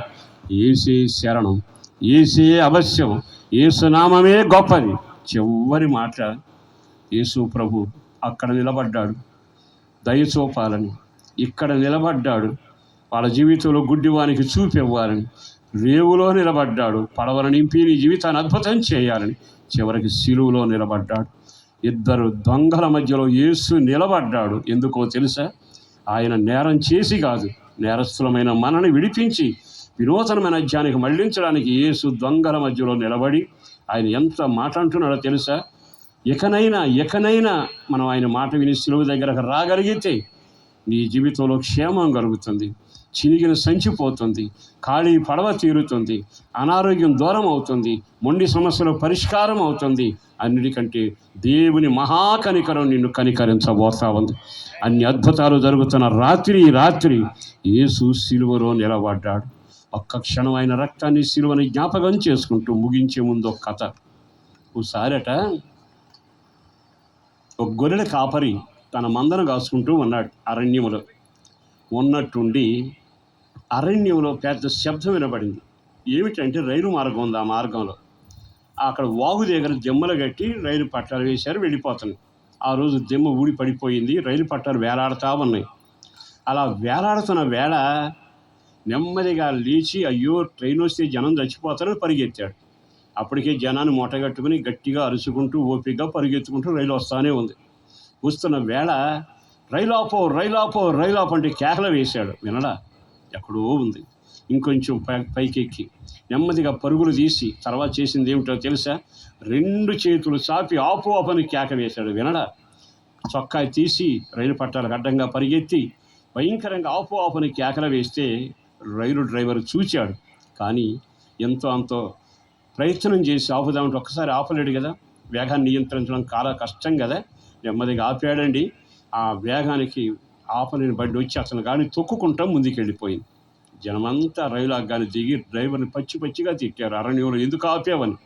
ఏం మాట్లాడు. ఈ లోపు గుంపులో వాడు ఒకడు చూసి అంటే అరే రైలు పట్టాలు వేలాడుతున్నాయి, డ్రైవర్ మంచి పని చేశాడురా అన్నాడు. ఈ లోపు అందరు డ్రైవర్ని తిట్టిన వాడు మెచ్చుకోవడం మొదలుపెట్టారు. ఆ డ్రైవర్ అన్నాడు ఏమిటంటే, అయ్యా నేను రైలు ఆపలేదయ్యా, రైలు ఆపు అంటూ 2 చేతులు ఎత్తాడయ్యా, చొక్కా ఊడ తీశాడయ్యా, పరుగున వచ్చాడు, 2 చేతులు ఇట్లా అడ్డం పెట్టాడు, పరుగాపు అని ఎంత అరిచినా నా వల్ల కాలేదు. అదిగో చివరికి ఆ గొర్రెల కాపరి రైలు చక్రాల కింద ముక్కలైపోయాడు. చూడగానే ఒక్క క్షణం వీళ్ళ కళ్ళలో నీళ్లు తిరిగాయి. మన ప్రాణాల కోసమేగా ఆయన ఈ పని చేసింది. ఈ రాత్రి చివరి మాట ఏమిటో తెలుసా? ఆయన సిలువలో నిలిచింది, ఆయన రేవులో నిలిచింది, ఆయన ఎరుకోలో నిలిచింది, దయ చూపడానికి నిలిచింది. నీ ప్రాణాన్ని కాపాడటానికి, నీ కుటుంబాన్ని కాపాడటానికి, నీకు క్షేమం కలుగు చేయటానికి, నరకం నుంచి తప్పించడానికి. ఆ గొర్రెల కాపరి, నిజమైన గొర్రెల కాపరి కేక వేస్తున్న మాట ఒక్కటేగా, పరుగాపవా, నీ పాపం ఆపవా, నీ అక్రమం ఆపవా, నీ మోసాన్ని ఆపవా. ఈ రాత్రి మాటలు వింటున్న సహోదరులారా, వేలాడుతున్న పట్టాలు కనబడుతున్నాయి. తనువును చాలిస్తే భయంకరమైన అగ్నిగుండం కనబడుతుంది. పాతాళం నోరు తెరిచి ఎదురు చూస్తూ ఉండగా గొర్రెల కాపరి శిలువలో 2 చేతులు చాపి ప్రయాసపడిన వారలా రండి అంటున్నాడుగా. మరి పరుగు ఆపుతావా? ఆయన తొక్కుకుంటా వెళ్ళిపోతావు. ఆ నిర్ణయం నీదే.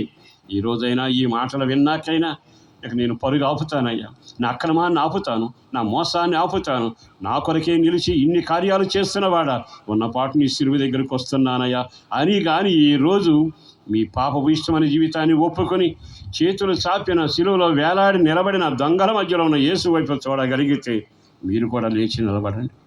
మీరంతా ఒక్క క్షణం లేచి నిలబడండి. చిన్న ప్రార్థన చేసుకుందాం.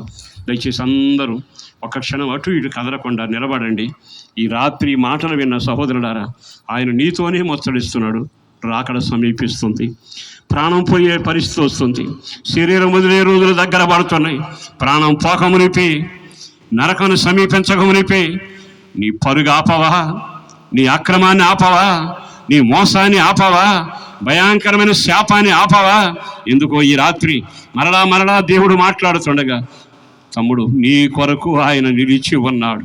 మిమ్మల్ని కనికరించాలని, నీ పిల్లలను కనికరించాలని, నీకు పట్టిన సమస్యలు వదిలి వెళ్ళిపోవాలని నిశ్చయముగా ఆయన కనికరించడానికి నిలబడి ఉన్నాడు.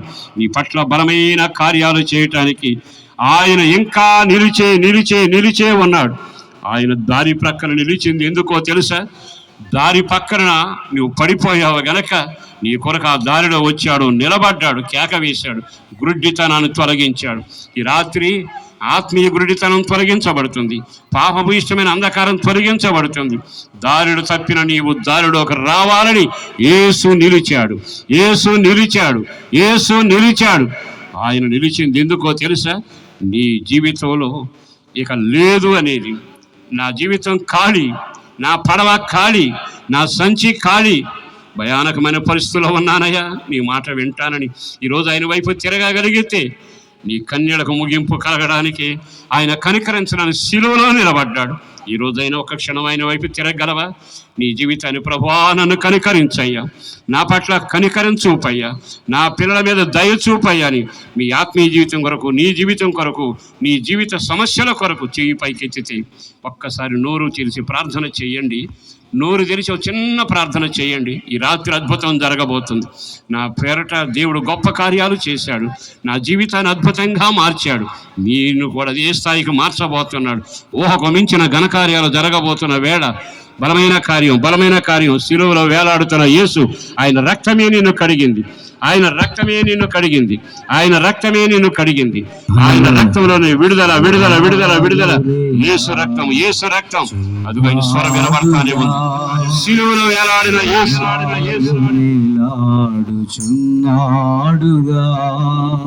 సిలువపై చూడుము ఆ యేసుని, ఆ ప్రేమకై నీవు ఏమేతో.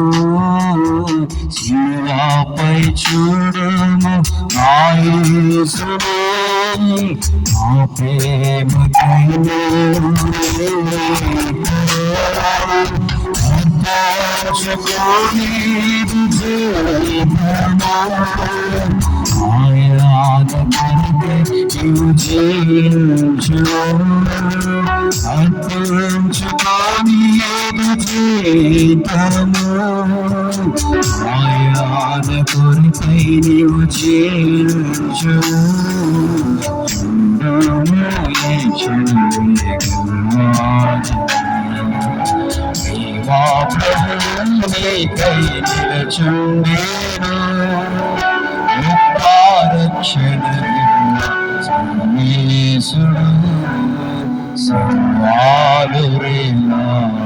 చిన్నాడుగా ప్రతి ఒక్కరు కూడా రెండు చేతులు పాకి చూపిస్తే రాత్రి